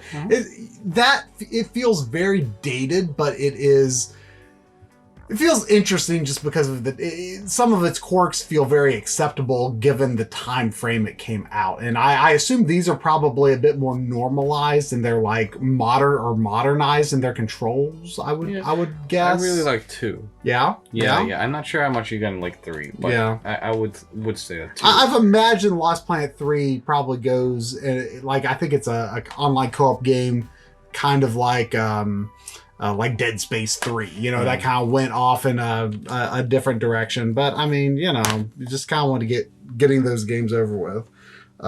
Then there is Enslaved Odyssey to the West. Oh yeah. Which I originally played that on PS3. I have the PS3 version. John Linneman, however, always brings that up as one of his favorite examples of a game that runs so bad on PS3. Awful. And the last areas are like unplayable. I mean, I played it. Yeah, okay. We back in that era unbeatable. On PS3, we just accepted bad frame rates. We didn't really think of it sometimes. I didn't. That's why I didn't really play games during that era. But I'm pretty sure this is backwards compatible. I think so. Probably. Yeah, it could be. If so, it runs. But either way, it should run a lot better on 360. I really like this game. I really like Ninja Theory. Like they do some pretty good stuff. Yeah, they're a bit hit and miss for me, but overall, very comfortable. I really like Hellblade a lot. Yeah. And I've played a little bit of like Heavenly Sword. Looking forward to playing more of that. And this is a good game. Yeah. And this was another Corey. You should get this. Yeah, you should get that. You should get this. This is this is Cubed, which has a lot of Mizuguchi. Yep. So that has Luminize, right? It has Luminize Live. It has Every Extend Extra Extreme. Okay. And Res HD. And I think it's backwards compatible. I'm not sure. It's like over 100 titles. Yeah. So I avoided Mizuguchi's games for the longest time because I have no musical talent, no rhythm. I can't play rhythm games. Oh. And when I played Tetris Effect, I played Lumines on the PSP when it launched. Okay. But, just thought it was okay. Didn't really think that much about it. But when I got Tetris Effect, it like clicked with me like, wait, like everyone calls these music games. Everyone lumps these in with your Parappa the Rappers and Jammer Lammies and Owen Dons and whatever. But it's a music game only in the sense that it is about music, but you're not playing to a rhythm. You are just playing the game, and what your actions like create these beautiful sounds, but it has nothing to do with trying to, hit something on the beat or anything. And that it creates this really surreal and awesome and just beautiful atmosphere and visuals and sounds and sensation through the controller itself. And that experience playing Tetris Effect like made me go back and like I played through Child of Eden, and it also made me interested in Res and kind of renewed my interest and appreciation for Lumines as well. I think based on that towel-worthy description, I think you would really like a game called Otoki on Famicom Disk System. Yeah, so I that's another one. I mean, I know that is commonly cited as one of the best, if not the best, Famicom Disk System game. And I'm glad you told me that because I again heard that described as a music game, and I've kind of ignored it because of that. Yeah. So that is another thing where it's like you're just playing the game normally. It doesn't like could you play that game with the sound off, for example? You can absolutely play it. Yeah, right. So I mean, that's the key. Like, it's a visual game. But why would you? I know, but I'm a visual person in terms of how I play the games, and it's like a metronome shooter. Okay, so like the idea that the sounds or whatever is created through your actions and not so much that you're trying to time to the sounds. That is a really appealing and enjoyable experience to me. Yeah. So Otoki, I think it should definitely be high on your to get list. Okay. Well, before we switch off again, I'll just throw this out there because a lot of those games came from the Grid, which is kind of the Goodwill operated electronics and game store here in Charlotte. They moved recently.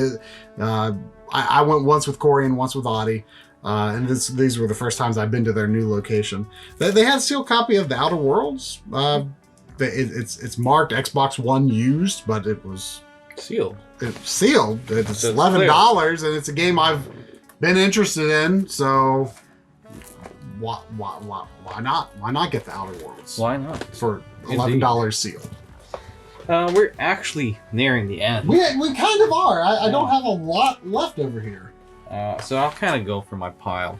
You did get a Super Nintendo game. Yeah, because you were talking about the grid. Yeah. Oh, wait, I hope I didn't break the cart by doing that. It does look a little worn. But I did get this, which is Mighty Morphin Power Rangers, which is like $10. Is it, who did it? Bandai. Okay. Yeah. And it's actually quite decent. It's a single-plane action game, somewhat similar to, say, Ninja Warriors, something like that. It's not as good as Ninja Warriors, especially on Super Nintendo. But I like it. There's good music, and I was never a big fan of Power Rangers, I have to admit. It never, I was right at that threshold age where, like, I had some friends on my street that were 2 years younger than me, and they were, like, way into it, and I was, like, a little past that, but, yeah, I've never got... I like the idea of, like, tokusatsu. Well, tokusatsu is, like, that's more like metal-based heroes, like Kamen Rider and stuff. Okay. Whereas this would be called like Sentai. I thought Sentai was like the name of the show itself, not the genre. Sentai is basically yes, but Sentai is also a genre in the sense that like generally due to the name even if you read the Japanese, like Sentai is like 5 heroes. It usually is. Oh, okay. So it's always a team. It can sometimes deviate from that 5, but generally, like with Power Rangers, you have that. So, and it was introduction of that to the U.S. market. Though Kamen Rider did come out as Masked Rider at some point, for a single season. But yeah, it's a pretty good game, and I was never a big fan back then of this. Nowadays, I kind of come around more to the series. Just because it's so 90s with those. Yeah. I mean, the concepts appeal to me, but I just have not delved into it as an adult. Yeah, it's weird. I think it appeals to me more as an adult, just for nostalgia. Yeah. Than it did ever as a kid. Because I was a Ninja Turtles kid, and I never let go of Ninja Turtles still to this day. So, I picked it up. It was a cheap one, and that was also at the grid. So, I did pick up a few other games. I'm just gonna go through them because there's no other like segue into these, so like why even bother? Other than the fact that of course it looks terrible. This is one Olympic Summer Games by US Gold Sports and ADOS. What called you to this over any other Olympic or I should sports say game? I am not a sports person. I was actually somewhat gifted in the athletics as a kid, but I didn't care for sports. But this appealed to me because I thought this looked familiar to me. I wasn't sure why. It might just be that like bad games called to me. It whispers to me in my sleep. Yes. But I thought this would look familiar. We looked at the back of the screenshots, and like the characters are literal just polygons of a bygone era, right? It's just like, I mean, they are they polygons of a bygone era? I think they're polygons of an era that never was. That could be, but I did find out that it actually was because. Let me talk. Let me touch my own game. There's things I cannot describe. Yeah, so it says it has 3D CGI rendered graphics and all this stuff. This is actually a 3DO game. Okay. That's where I remembered it from, and it actually like retained. I guess is a direct port, and it's one of the few that I know of that like looks this similar to the 3DO game. Perhaps maybe the only from 3DO to PlayStation. So I have to look more into that, but I looked up some footage after I bought it, because of course, who would want to look at the footage of the game before you buy it? You do it after. But it looked mesmerizingly terrible, painfully so, but it looked like the 3DO game on PlayStation. So I was very curious about this. I picked it up, and I guess I'll have to play with John Lidman at some point to satisfy my own senses. I also picked up this because, again, it's just one of those variations I don't have. I don't have the US version of EZW, Hardcore Revolution, a wrestling game that was released across N64, PlayStation, and Dreamcast. So you don't own any version for any platform? No, I don't own this version. The Dreamcast version. Dreamcast US version. Okay. The Acclaim wrestlers like WWF Attitude and whatnot were terrible games. They were a little bit popular at the time. This game was kind of noted for it. By the time this came out, that engine, that graphics style was completely out of date. And when you play this on Dreamcast, it's very apparent because this does not look like a Dreamcast game. It is not very good. But it was kind of a novelty to see ECW in the video game form. As a relative wrestling outsider, I'm struck by the M rating on that. Is that unusual among wrestling games? So it is a bit unusual because ECW was a very intense wrestling organization. This game has a lot of blood. You can also do like barbed wire matches, things like that. I never liked that stuff. And so I never really watched ECW. So not for me, but I did pick up the game because wrestling. And I checked on my collector's software, and in my wrestling category, I'm nearing about 400 games. Going Quackers, we all are. Yeah. So this one you were asking me about. I am really interested in giving this a try. Yeah, so I always sing the praises of these games. The reason why I bought this one is that, again, it was boxed. It has a bit of sun fade, but not bad. For the price, I was like, well, I'll pick it up because the box is like all unused. Yeah. But I love Donald Duck. I did a big article, Hardcore Gaming, back in the day with every Donald Duck game. We talked about that on DF during the Quackshot video. During this era, Going Quackers on Game Boy Color and Donald Duck Advance on Game Boy Advance. Donald Duck Advance, that's what it's called? Yeah, that's what it's called. These games are extremely good, but they were relegated as just poor ports down to, in magazines and stuff, it was just like, it would get like 30% because it was like, it's the game on N64, Dreamcast, whatever, but on a lower platform. Yeah. That's not what it is at all. Let me take a look at this. Yeah, of course. Gainer at these screenshots. These games actually harken back to the Master System type of games, and kind of follow that formula, and are actually really good. I love the Master System and Game Gear Donald Duck games. Those are developed by Sega. Yeah. And this is by Ubisoft. This is by Ubisoft, so it's Western developed, but it's really interesting to hear that they kind of just aped that style because it works. I mean, those are very simple platformers, but they're good gaming comfort food. Yeah. So yeah, give these a try if you haven't. Both Donald Duck Advance and this different games. But if you like the 2D Donald Duck games and kind of want more of that Sega Disney magic, this isn't quite that good, but it's very close. And people really haven't given this enough of a shot. I was looking for it at other stores after you picked that up. I will say though that Going Quackers, it's called Quack Attack in Europe. It's a superior name, I think. I remember reading about that game in Nintendo Power for the N64, but that name, but obviously it's a totally different game because it's for Game Boy Color. Yeah. But the whole series, if you find any version of this, Dreamcast, PlayStation, GameCube, PlayStation 2, N64, any of them, pick it up. And all of them pick them up because they're all different from one another. Yeah? Like considerably different. Yeah, some are very different. Yeah. So that was a good era of Ubisoft, actually. I mean, the best, probably. Yeah, I'm a huge Donald Duck fan. This was a huge thing for me when these came out. I actually picked up most of these games as they came out. Nice. And I wrote a huge piece on this in that Donald Duck article. Interestingly enough, we found this, which it's not a great game, unfortunately. This was at GameSwap along with this at video Game Swap in Lincolnton, North Carolina, which is a little further away than I normally go. I hadn't been there in about 4 years. But you might notice that's a super European property with a US super spine. American spine. Yes. Yeah. So you didn't even know this came out here. I kind of, well, no, I guess not. I mean, I must have seen it throughout my days, but like I have all of the Asterix games in PAL format and whatnot. But I didn't know this because very few of them were released in the US.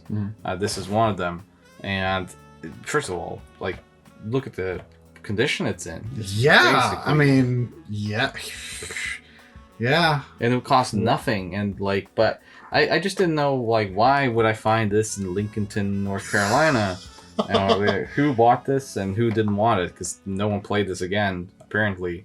Unfortunately, it's just not a good game. None of the Genesis or Mega Drive Asterix games are good comparatively to the Master System ones. Look awesome from what I've tried. Yeah, I've always been fascinated by the Asterix scare because when my cousin went to France, I was young. She's about 7 years older than me, and she brought me back an Asterix comic book. And even though I couldn't read it, like the character has always intrigued me ever since. And I actually bought, like, sight unseen, a really cheap Asterix Game Gear game when I was actually in that G2K store that we were in South Carolina. I think it was like about 3 years ago. And I bought that because I was just like, wait, Asterix games came out in the US? Like, that just completely surprised me. And then I took a picture of my haul, and you're like, oh, actually, that's one of the few not good Asterix games. Unfortunately, the Mega Drive, it doesn't have any good Asterix. Yeah, or Game Gear, I guess. Yeah. At least that Game Gear. Yeah, no, there's no good one there too. And, much like Donald Duck, this is another, property that I wrote a complete retrospective on for Hardcore Gaming back in the 2009, 2008, at least up until then, the Asterix complete retrospective. So there's probably ways to find it if you go to archive and whatnot. But this is not the greatest one, but I do collect all the Asterix games, so I picked it up as I saw it for that good of a price. So we have a few games left. We're getting actually kind of close. So let's grab this stack here. Oh, do we have a doggy visitor? Oh, there's games falling on you, Sandy. I'm so sorry. That's what happens around here. Give it to me. I want the dog. This I actually got this before we went to the limited run store. This was when me and Corey went to the Grid. This was the first of the MotorStorm games I grabbed, and yeah, look at that, Sandy. Smell the Arctic edge on that MotorStorm.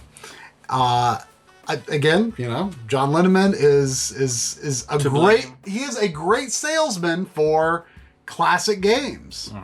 I was just like, okay, I want this as well as all the other MotorStorm games. So I'm noticing here that there's a $11.99 and a $7.99 price to grab, but I think the $7.99 is that $11.99 must be someone else's. So I guess it went down price, or either the Grid just gave it a great price. So I'm looking forward to playing these games. Another game I got at the Grid, like, I forgot this even exists. Donkey Kong Barrel Blast, which was kind of the. It's not the same game, but remember when the GameCube was announced, right? Yes. Donkey Kong Racing. Yes, if I pull this down and create a Jenga disaster. Oh. Yes, on the back of my launch day GameCube box, there is in fact Shot E. It calls it Donkey Kong Racing with the Rareware logo in the corner. I got a VHS, I remember, from my Club Nintendo, which was a European club thing.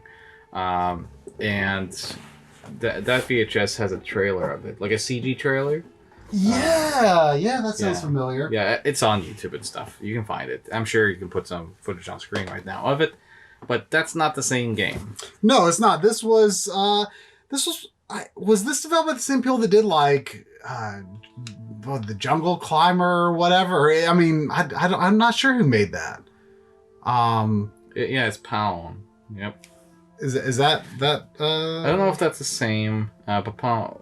What else did they do? So this is 2007. So this is pretty early Wii, actually.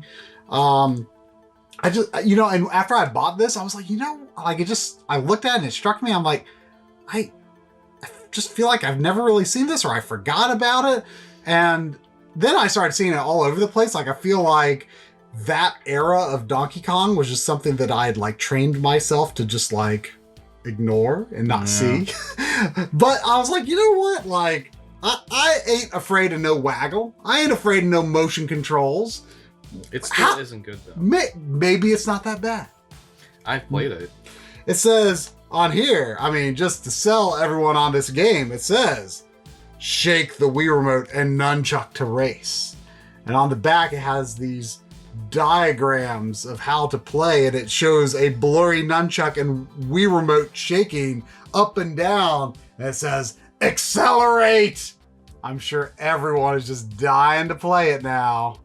We were talking in the car today about like how I find it very difficult to motivate myself to go back to Wii. I do love a lot of games on Wii, but just the whole setup, just the image quality, and just like, the sensor bar, the batteries. I'll admit I turn it on less often than most of my other systems, but I like the Wii. I'm a defender of the Wii. I have an unpopular opinion that like I kind of like the Wii a little bit more than the GameCube.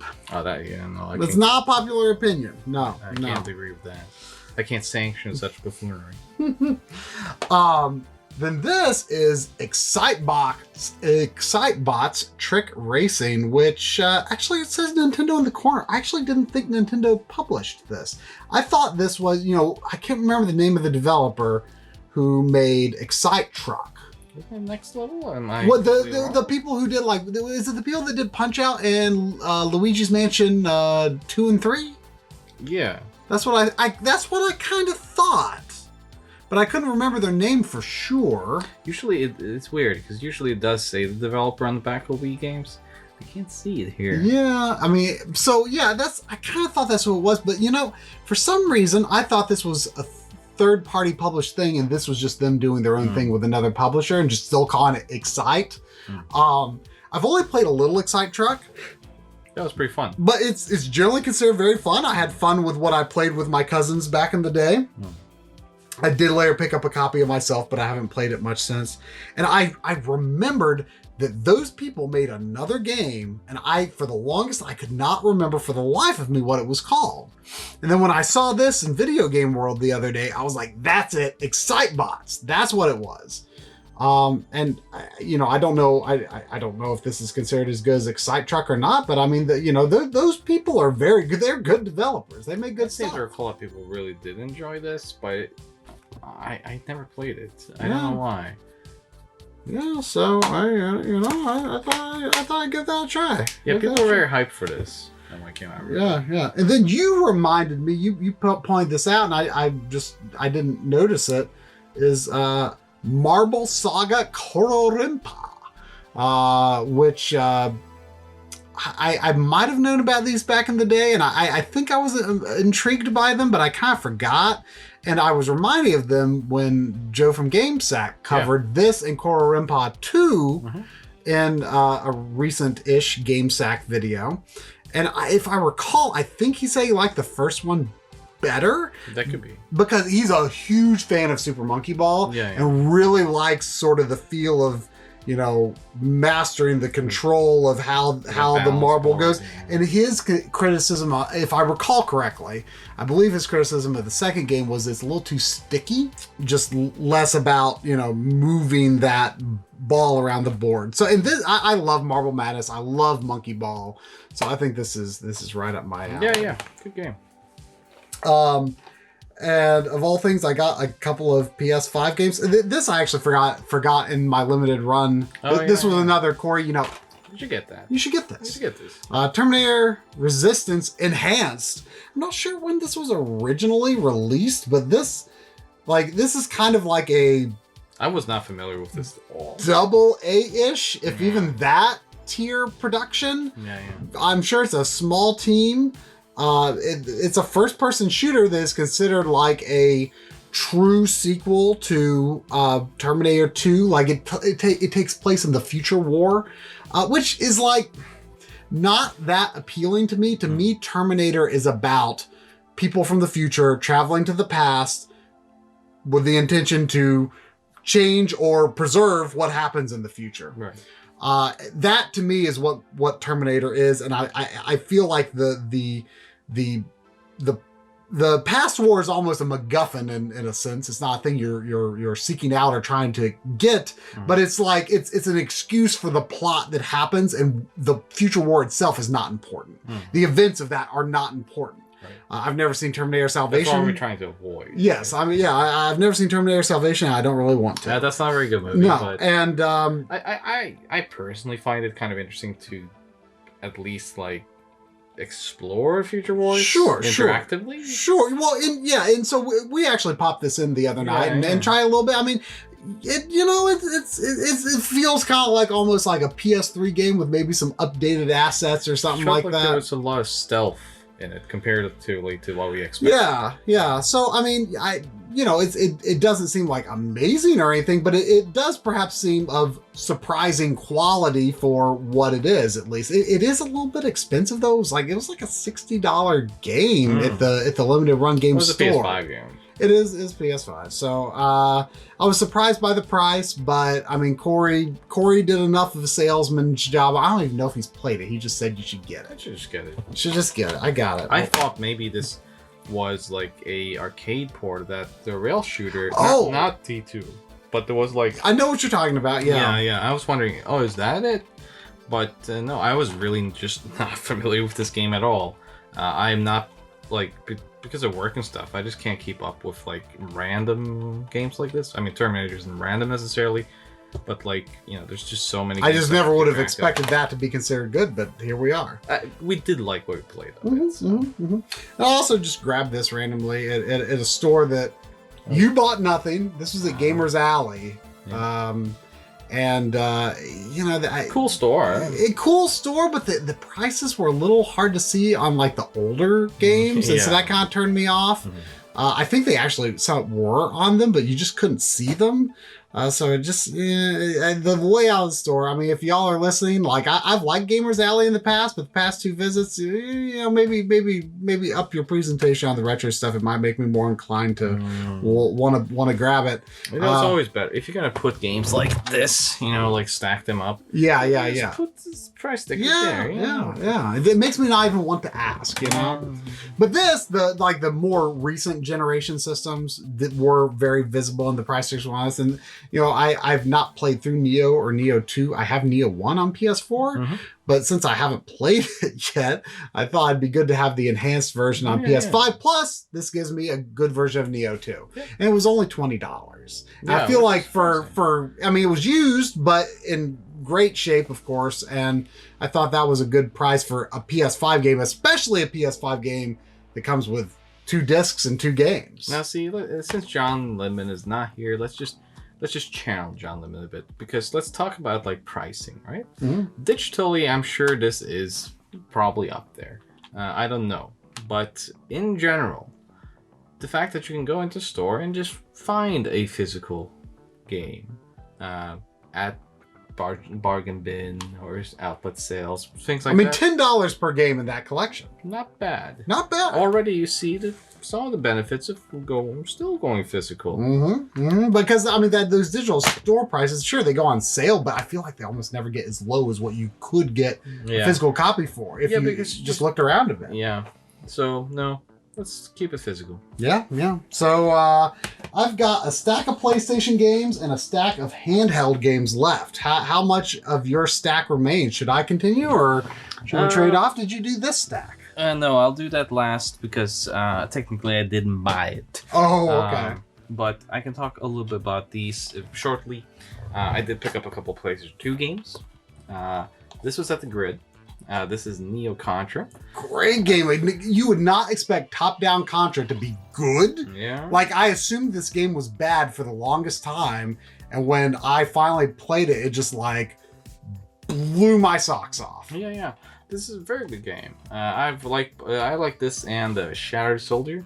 Yeah, I like both. I have Shattered Soldier. I do not have Neo Contra. Yeah. This game is a little more forgiving than Shattered Soldier. But if you want to get like the best endings, you have to.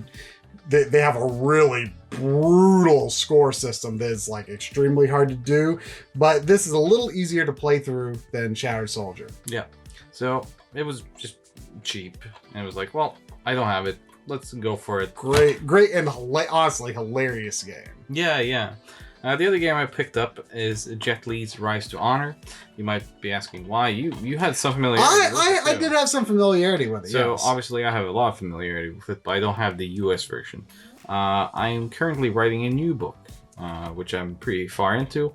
It's called Hong Kong Action Games, and is a book that explores the influence and impact of Hong Kong action film onto video games, and vice versa. And what now? I just want to look at it. Oh, you just want to look at it. I just wanted to look. Oh. So just look at these pictures. Tell me. Okay, so what I see is like some pretty awesome looking action on the back of this box, honestly. So the thing that intrigued me about this game, years ago, I started a series that I am only like 3 games into, to be honest. Right. I need to continue it where I called it Rare After Nintendo, because as a Nintendo guy who didn't own an Xbox during that generation, I've always wanted to go back and sort of judge the rare games for myself. And like, are they really as bad as people say? And the first one was Grabbed by the Ghoulies, which was actually, I thought, a great start to Rare's After Nintendo life, because that game is beat up on so much, and I think it's actually kind of really good. Right. And the thing that was so fun about it to me was that you kind of use the right stick in a way that you don't use in a lot of other games, where you point the right stick in a direction and that's the direction you attack. Yep. Now I kind of said, like, in the video, I said, like, I really like this concept, like, but I don't know of any other games that play like this. And I asked the audience, like, is there anything else? And people said, hey, there's a Jet Li game on PS2 that's a lot like that. Yeah. So you use both sticks, and it's a very dynamic way of fighting. The Nina Williams. I was going Death by Degrees, right? I've kind of been keeping. I keep forgetting, but I've wanted to keep my eye out for that as well. I like Death by Degrees, and people. I think that needs a revisit from some people that can articulate that game better than back then. But yeah, this is a very good game. And it has progressive scan. So, yeah. Not a bad feature for PS2. So PS2 has some interesting Hong Kong affiliated games, which I will write about in my book. There's this, of course. There is Crouching Tiger, Hidden Dragon, which came out, which was a big movie at the time. There was also John Woo's Stranglehold, which has Chow Yun-fat, which is a big from The Killer and such films. But yeah, it's just an interesting kind of, this is the Romeo Must Die era of Jet Li. I think he had done the one, kind of the American, he had a breakthrough in America at the time and was kind of like the new action hero after Jackie Chan in the Western market. And games like these I explore in this new book. I'm looking forward to that. I'm looking forward to your next game. Yeah, well, let's do my handheld stack, which is very small. And in fact, it is just 2 Game Gear games and 2 GBA games. All right. For Game Gear. Now, picking up handheld games is extremely fun these days. Why is that? Because the Analog Pocket makes it a lot easier to play Game Gear games, for one. In fact, I don't have a real Gear. I mean, I have one, but it's broken. And I just opened it up for it so I can take motherboard shots. So before then, my only way to play Game Gear cartridges was the Mega SG, which has a Game Gear adapter. But the Analog Pocket does, it's got that really convincing sort of screen filter effect that's better than any comparable thing I've seen for Game Gear. And it respects the aspect ratio. It's not a square aspect ratio system. And yeah, like that, I've actually not tried the dock since they updated it to allow the screen effects on TV. It looks great. It looks good for Game Gear. Yeah, so I'm looking forward to that. They really nailed that. So some of these might be fun to stream sometime. Yeah. The first of the Game Gear games I got was Jurassic Park. Yeah. Which is something that I've seen John and Audi comment on before. Yeah, I love this game. It's also on Master System. Yeah, it looks like, I mean, actually a pretty darn good licensed game. Mm-hmm. So yeah, I'm looking forward to playing that. It's sort of a variety game. Like there's several different modes. Like there's some like side-scrolling shooting sections with the Jeep and stuff like that. Yeah. I also got Revenge of Drancon. What the heck is Revenge of Drancon? Mm-hmm. It's just Wonder Boy. Yeah. It's straight up the Master System version of Wonder Boy, basically. I mean, it's I don't think it's one of those like Master System ROMs on a Game Gear cart games like Castle of Illusion is. Mm-hmm. I think it's cropped and converted properly, but I'm not 100% positive. But it's just Wonder Boy. I like Wonder Boy games. I like to collect those. Unless you have to buy the collector's edition and retail edition separately. Yeah, that's a mess all on its own. Yes. But yeah, and I got Banjo Pilot. You know, perhaps useful for the rare after Nintendo series that I just mentioned. At some point, I mean, gosh, I mean, it could take me years to do all this, but I kind of do want to. I've kind of thought about maybe doing like their Nintendo handheld games and like kind of just its own episode. Mm-hmm. I actually tried this on the Mister. Which looked really interesting with the Game Boy core has a feature that I don't think kind of exists in any other core with like 3D or sprite rotation type effects where you can actually render it like 2 times the resolution. Yeah. So it looks a little weird, like combine like low res and high res assets. Yeah. But this game actually looked really neat and smooth with like the character sprites kind of turning as they fly around. So actually pretty interesting gameplay on Mister, but I like to have the original cartridge if I'm actually going to commit to playing through the game, as always. But then I was really surprised by the price of this game. I don't think this is like an unusually low price. It was $7, Iridian 3D. Yeah, great game. I have Iridian 2. Mm-hmm. Which this is called Iridian 3D, which makes you think that it's based on a previous game called Iridian. It's not. No. It's just called. This is the first game. It's called Iridian 3D. Iridian 2. These are both. These guys are kind of what you term like demo scene people. Are these the people that went on to do like The Tourist, or am I thinking of someone else? Shinnon? Is this Shinnon? I think so. You're asking me on top of my head now. Let's just say yes. But Iridian, Yeah, I mean, this one has like the Iridian 2 is more of a behind the ship shooter view. This one, if I recall, is this more over the top? But it's still got a very interesting 3D effect. I mean, when we say these are demo scene people, like they make a look on the Game Boy Advance that's very unlike what you would expect of Game Boy Advance graphics. It's very 3D, sure. Very advanced looking. They're really interesting looking games visually. Yeah. So yeah, those are my handheld games. Anything else you got there, or should I go to my last stack, which is PS1? Let's go. I'll do my last purchase, and then you can do your last stack. And then I will do my last batch, which will be gifts. Okay. Okay. So this was probably the find of the week for me. And I think this was at... This was at the Lost Ark in Greensboro. Okay, yeah.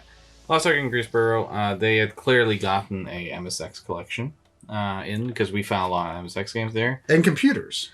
And computers. There was an MSX1. There was a couple of MSX2s.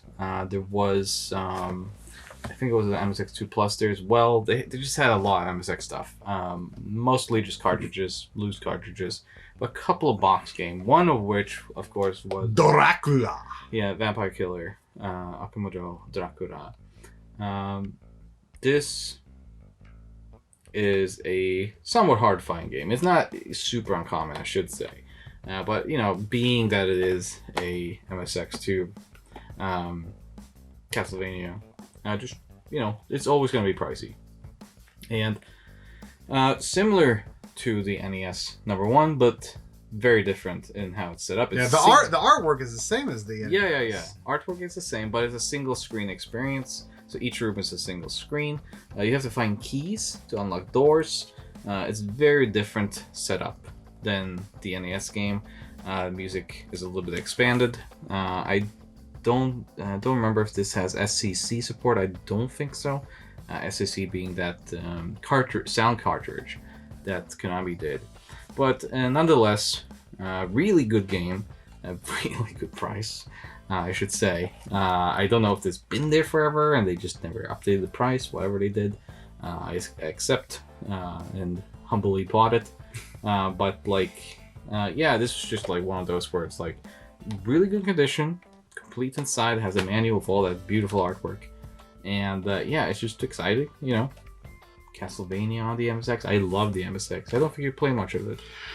I've never played a real one. I mean, I've seen them before. Well, I might play a real one at some point, but it intrigues me because they're not quite like Famicom games, but they're in the ballpark for computer games. They're in the ballpark of Famicom games. Depends on, so MSX1 is very close to ColecoVision. Okay. Very similar hardware. You can kind of port over games between. MSX2 is when you get into the NES, yeah, kind of FDS era of games. Yeah. Very similar. And then beyond that, you have lots of different. There's a lot of great Konami titles on MSX. Yeah. SD Snatcher, Metal Gear, Penguin Adventure, Antarctic Adventure. And my buddy Tom back home, hello Tom, he grew up with the MSX. He had a Dutch friend or something, Dutch neighbor or something, who had the MSX and a lot of games. So he grew up with MSX and has a pretty good collection. So I actually played MSX when I grew up, including this from his collections. I was very lucky. You know, there's not common to come by an MSX in Norway or anywhere else really outside Japan. But Tom has it, and he still has a huge collection. He still collects pretty much exclusively MSX games. Oh, wow. So yeah, he has a lot, and I'm sure he watches this right now and feels very, very jealous that I have this. So this was the last of my real purchases. Well, not the last that you. This was one of your first, actually, but. Yeah, but that I'm going to feature today. Yes. This episode. That's how long? We're not 3 hours. We're not going to talk about that. So my last stack is PS1 games. All right. And this is the Neversoft Spider-Man game for PlayStation 1. You know, I mean, you would think this would be a super common game, but, you know, it's $35. Creeping up a little bit, you know. And it's from what I've played, it's a very good game. Oh, I love this game. A friend of mine was very excited to pick this up as soon as it came out, and I watched him play. And this was like, you know, Spider-Man was a character I was aware of course, but like I didn't know anything about him. And this was like my first exposure. Like this came out before like the Sam Raimi movie. Yeah. And this was my first exposure to the idea that like, oh, like Spider-Man is a nerd. Yeah. Oh, Spider-Man is a photographer. Like Spider-Man is like me. Yeah. You know? So that was you know, this is so I never saw him play a lot of it, but you know, I saw the beginning of the game when he got it on day one. Yeah. And yeah, like whenever I've booted up this game on like the X Station, or I try with the PS1 beta core on the Mister, like it's just like it's really impressive. Well, Neversoft you should mention. What else did they do? I mean, they did Tony Hawk, which I mean, I also tried that on the Mister, and like I'm not a skateboarding guy, but I was immediately like, whoa. Like I remember watching friends play back in the day, but it had been so long since I'd seen it in action that it really renewed an appreciation for me for like, wow, this game looks good. It animates really well. The controls are great. And even though I don't even like skateboarding, like I kind of want to play this now. That really surprised me that I had that reaction. And, you know, this game, very much carries that same Yep. same sort of technical chops and game design chops. Has with narration by Stan Lee. Has lots of unlockable costumes. Yeah. And you swing from building to building, just like, and you know, I believe it's probably more of a linear experience, which will, you know, I kind of stopped playing the PS4 Spider-Man game because I just got bored of the open world structure, you know? I have to admit, I'm also very bored of that PS4 game. Yeah. I think we're the ones that the only ones, like people like John and Corey who are also kind of over some of the open world formulas. A lot of times, both of them loved that game, and I want to give it another chance. I want to give it another chance, but I got bored playing that, man. I just couldn't finish it. It has a Dreamcast version. Is it good? I mean, this is very similar. This is the iconic version, though. It was designed from the ground up for PS1. Bramley, I mean, $10. Tomb Raider this is Tomb Raider 4. You know, I've got Tomb Raider 1, 2, and 3 on PS1. Haven't played through them. It's another Tomb Raider. Yeah, it's the one where they killed her. Oh, I guess I'll have to find out if that's true. Yeah, well, considering that there were sequels after. I'll have to think about it. No, I mean, Tomb Raider is a series that, like, I've always been intrigued by. The sort of the platforming in them is very methodical. You kind of have to, like, you almost like preload your jumps by like holding the button, and you have to really commit to your jumps. I heard someone once describe it as a tactical platformer. But see, you don't like the rotoscope games, right? Flashback, first person. This is very much a continuation. You're right. And maybe when I actually get around to playing through the Tomb Raider games, maybe they'll prepare me to go back to those rotoscope games, and maybe I'll be like, oh, or maybe it's completely fruitless that I've bought these games. I'm going to hate them, and I don't know. I'm not the biggest fan of Tomb Raider, but you know, they're fun enough. Yeah.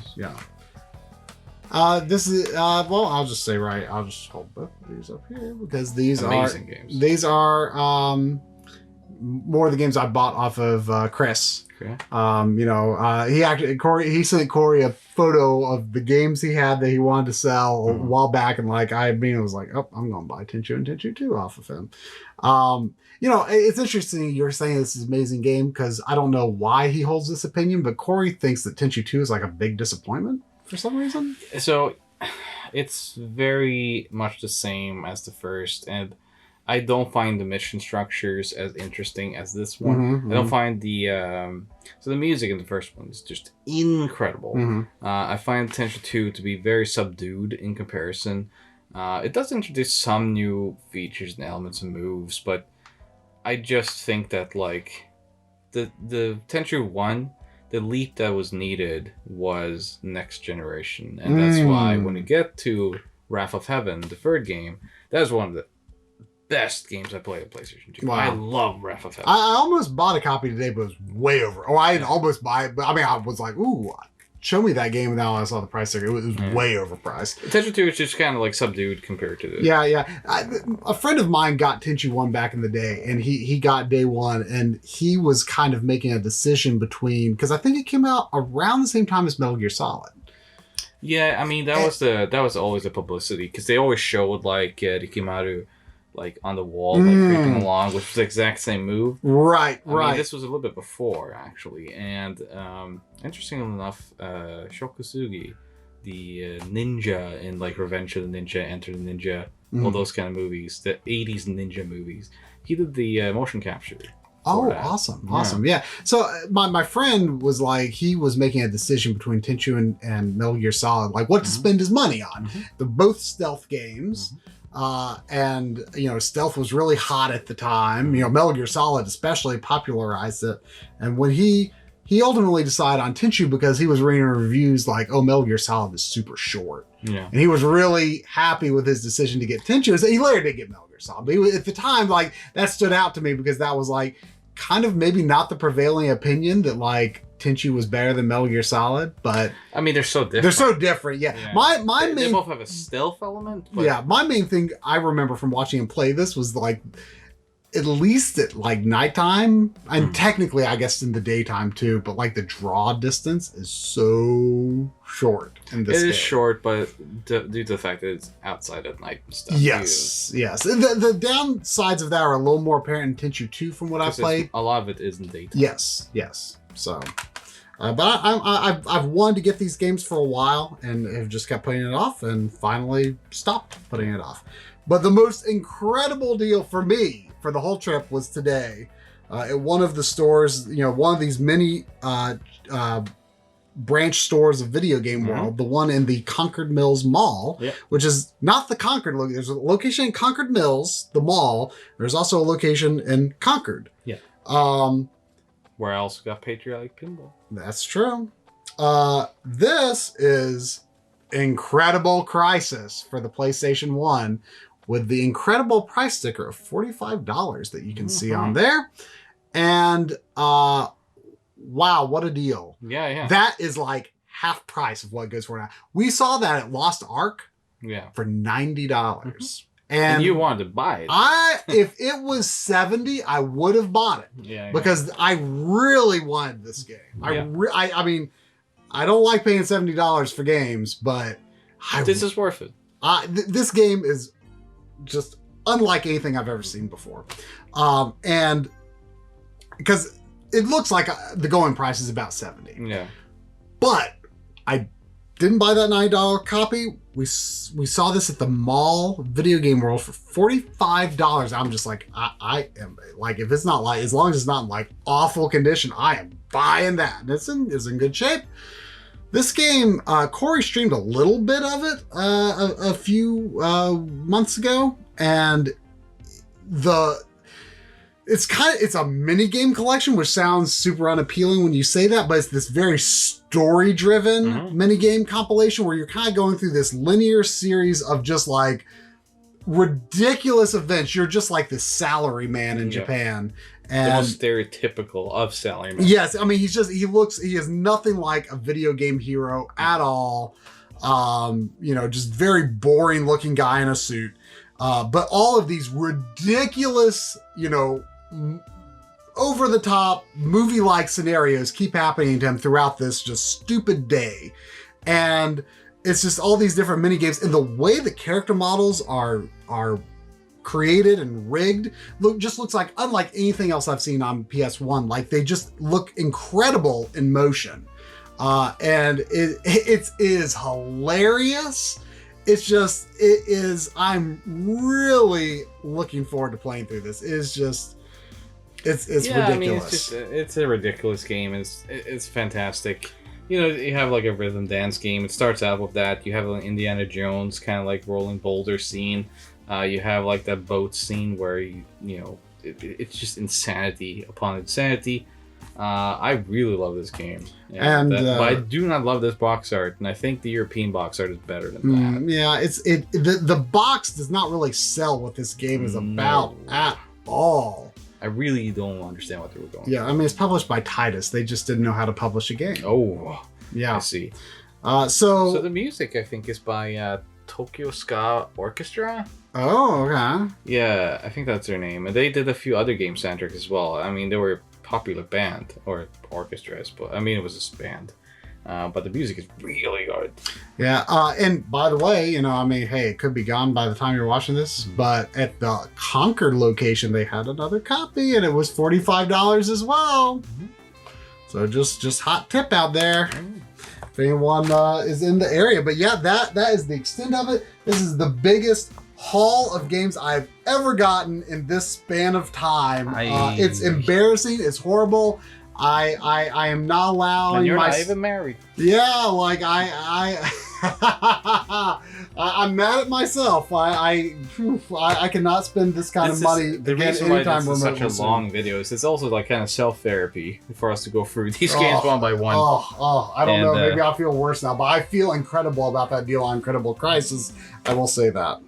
I'll very quickly just round out this video by just showing off some gifts I got while I was here. Sure. Because I think just giving these people a shout out for being amazing people, I have to do so. But my buddy Luke Keever, who you met a few times now. You've known him forever. I've known him since he happens to live in North Carolina. He lives in close to you. There's been some work of his hiding in the background here. So Luke has an interesting project where if you look him up on Twitter, he has a Twitter account called Pixels Rebuilt. Because he had to sell off his collection because of money issues a few years ago, as many do in their early 20s. He sold off his entire collection, and it always pained him.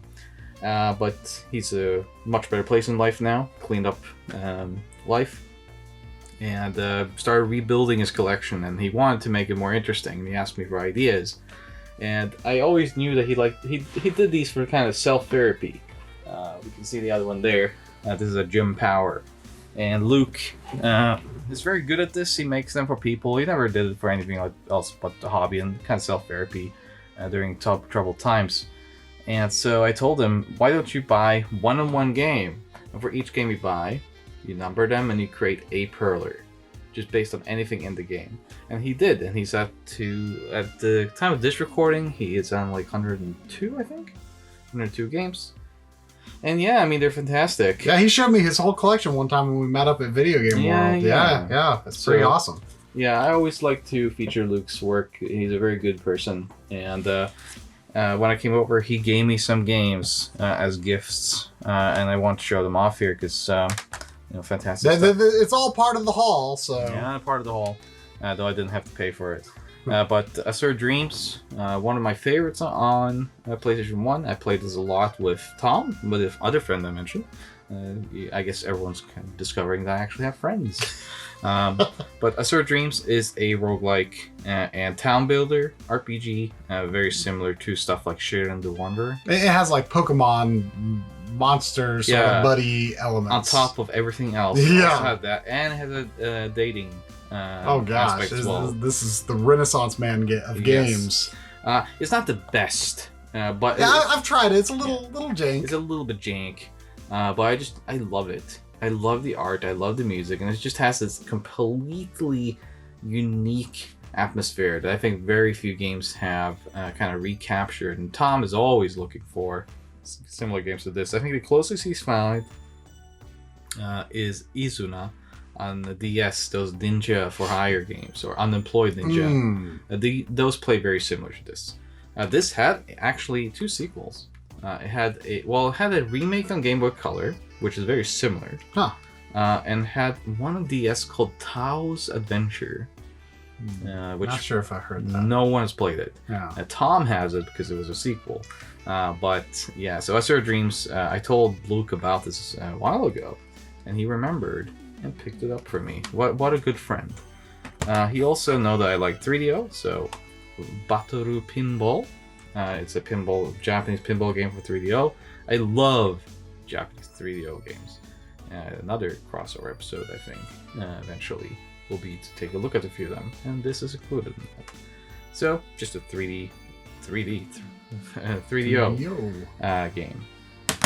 Road Rash. Genesis Road Rash. What more do you need to say? I have 3DO Road Rash and I have Genesis Road Rash. Really love this. Love those games. Road Rash 1, I think, is actually my favorite. How do you feel about the shape of the case, though? Yes, this is not an original case. Oh, it's not? No. But the real one is like a little wide, isn't it? Yeah. I don't have any EA games on my Genesis shelf. I don't know how I'd feel about. I mean, this looks like it would actually blend in a little bit better with your other Genesis games. The inlay is original, but it you can see that it kind of wraps a little differently, but it actually looks good. Yeah. I mean, it looks good. Luckily, I have 2 EA games at home, like a duplicate. So. So you could do a case swap. Nice. And Longbox, loaded. Look at that. Gotta love loaded. Wrong facing PlayStation. Yes. That's fine. Never going to buy now that I just can't. I can't sully my PS1 section with that kind of inconsistency.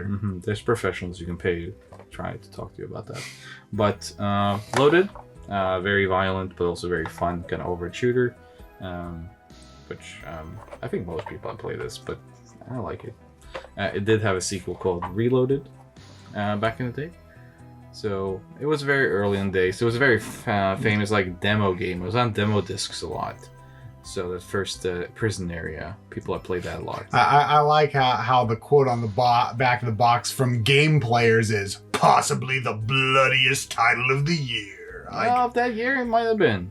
I don't know. Man, the screenshots on the back, though, are just like such poor quality. I can't make out anything about what's going on there. I noticed that too, and I was like, Well, actually, the game, me and John were playing this recently because I love it, but we did discover that it's rough on the performance and it scales up and down a lot. And it's not the cleanest game, but it kind of goes with the aesthetic of the like kind of dirty and grimy thing. And then you have Space Griffin VF9, which is a Panther game published by Atlas, and had like an action RPG icon there. I guess they tried to do like labeling of. Well, you know, it's like how every game in Japan has to have like a made up genre on the box, you know. But again, it was just like a long box game. But I seem to recall this is actually quite good. I think it's like kind of like Metalhead on 32X maybe. So yeah.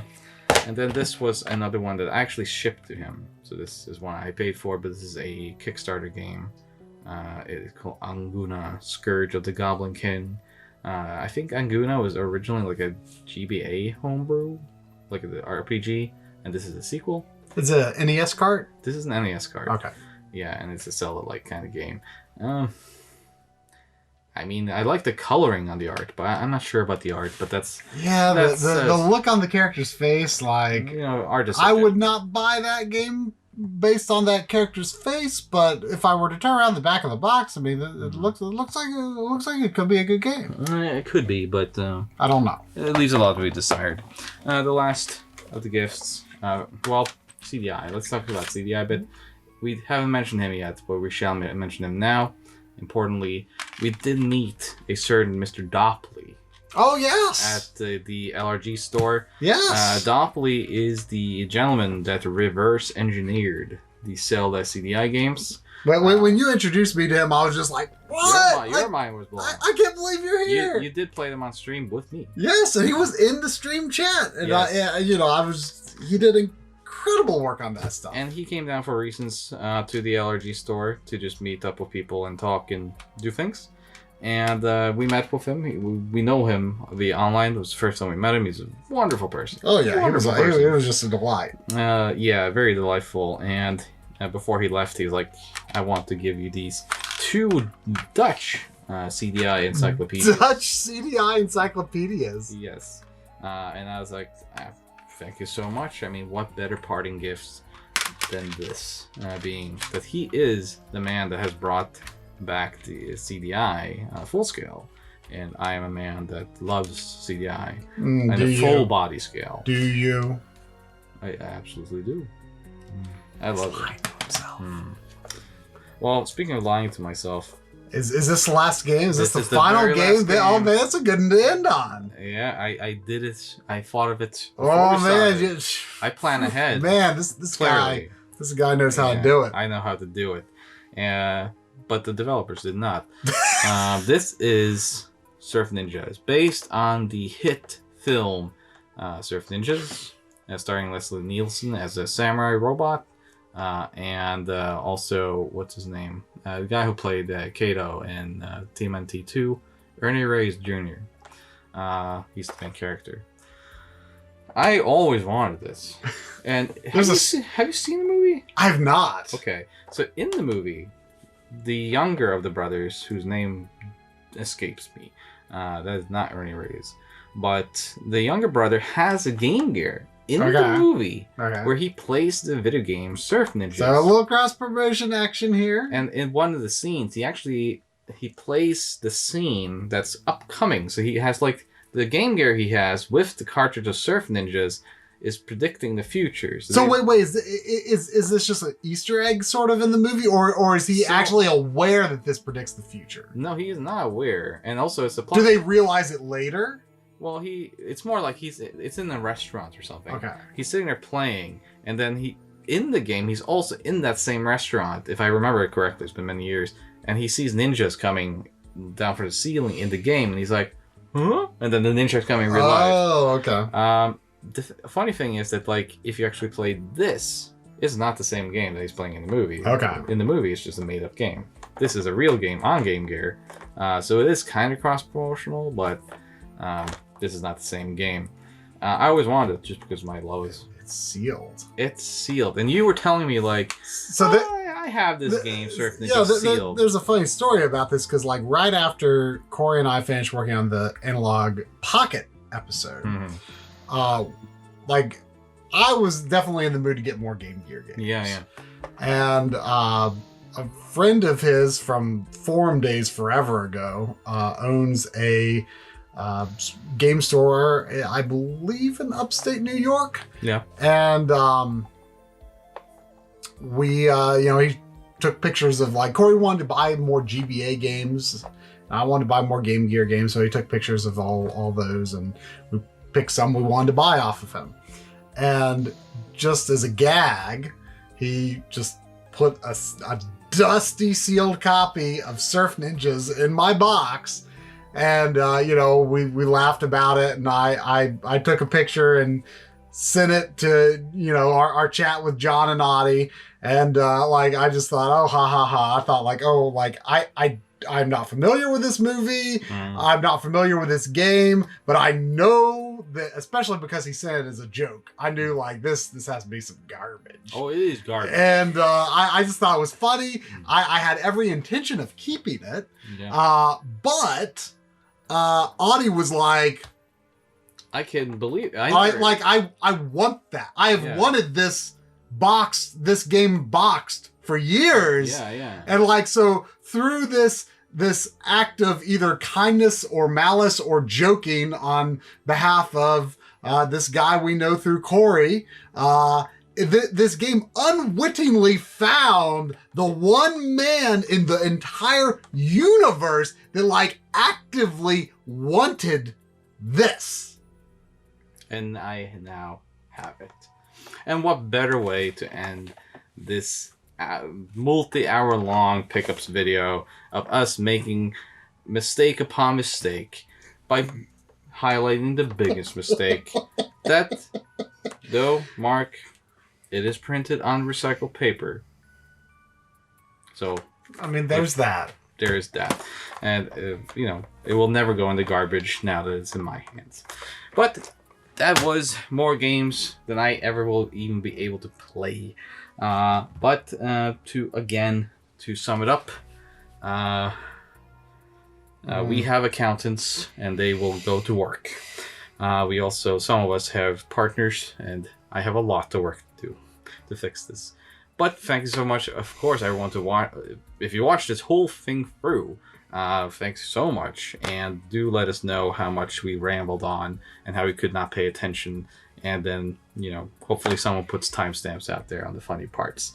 But, Mark, this has been a really fun first time in real life crossover for me and you. Do a video with me, and it's always going to end up longer than you ever dreamed or intended it could be. On Patreon, we don't have to edit. So we can do it very simple. And that's because all of you support us and let us do this.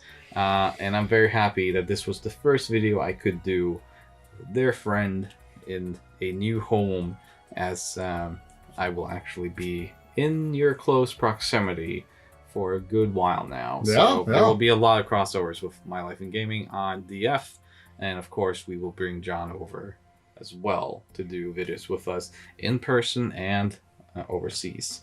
But yeah, anything you want to... I mean, I've closed out for my channel, but this is also going out on your channel. So So like, subscribe, and all that stuff. Yeah, like, subscribe, ring that notification bell. I got that all memorized when I did the Final Fantasy 14 video. Oh, that's right. You did do that. For DF. Channeled my inner Richard Ledbetter for that. But yeah, I'm sure some of these games will pop up on our Sunday night streams. Yeah. Corey and I stream every Sunday night at 11, or why am I saying 11? Because it's after midnight by the time we're recording this. So I don't know. Corey and I stream on the MLeague YouTube channel, My Life in Gaming YouTube channel, at 8 p.m. Eastern Time. every Sunday night, except when we don't, which is very rare. Almost every Sunday night. Yep. So I am sure you will be seeing some of these games here because they are adding to my backlog that I got to get through. And I'm sure you'll be seeing me on a lot of these streams because I'm sure some days when Corey can't make it, I'll do the 2-hour drive down here. Because why not? Because why not? I mean, I got nothing better to do. Of course, subscribe to My Life in Gaming's channel and support their Patreon. We do have a Patreon. Patreon.com/mylifeingaming. And who else has a YouTube channel and a Patreon that they can subscribe to? I think it's Digital Foundry, but I believe if you're watching this, there's a decent chance that you are subscribed, but you might not be. So, if you're watching it later, if you were a Patreon member, you could have been watching this like forever ago. Yeah, probably a month ago or so. I'm not sure when this is coming out to public, but I guess it will depend on when Mr. Ledbetter will allow a 3-hour video to go up on the channel. It's going to be a slow week when that happens. Very slow. But there's no E3 this year, so who knows? Yeah, that's going to be a slow week. It's a slow end.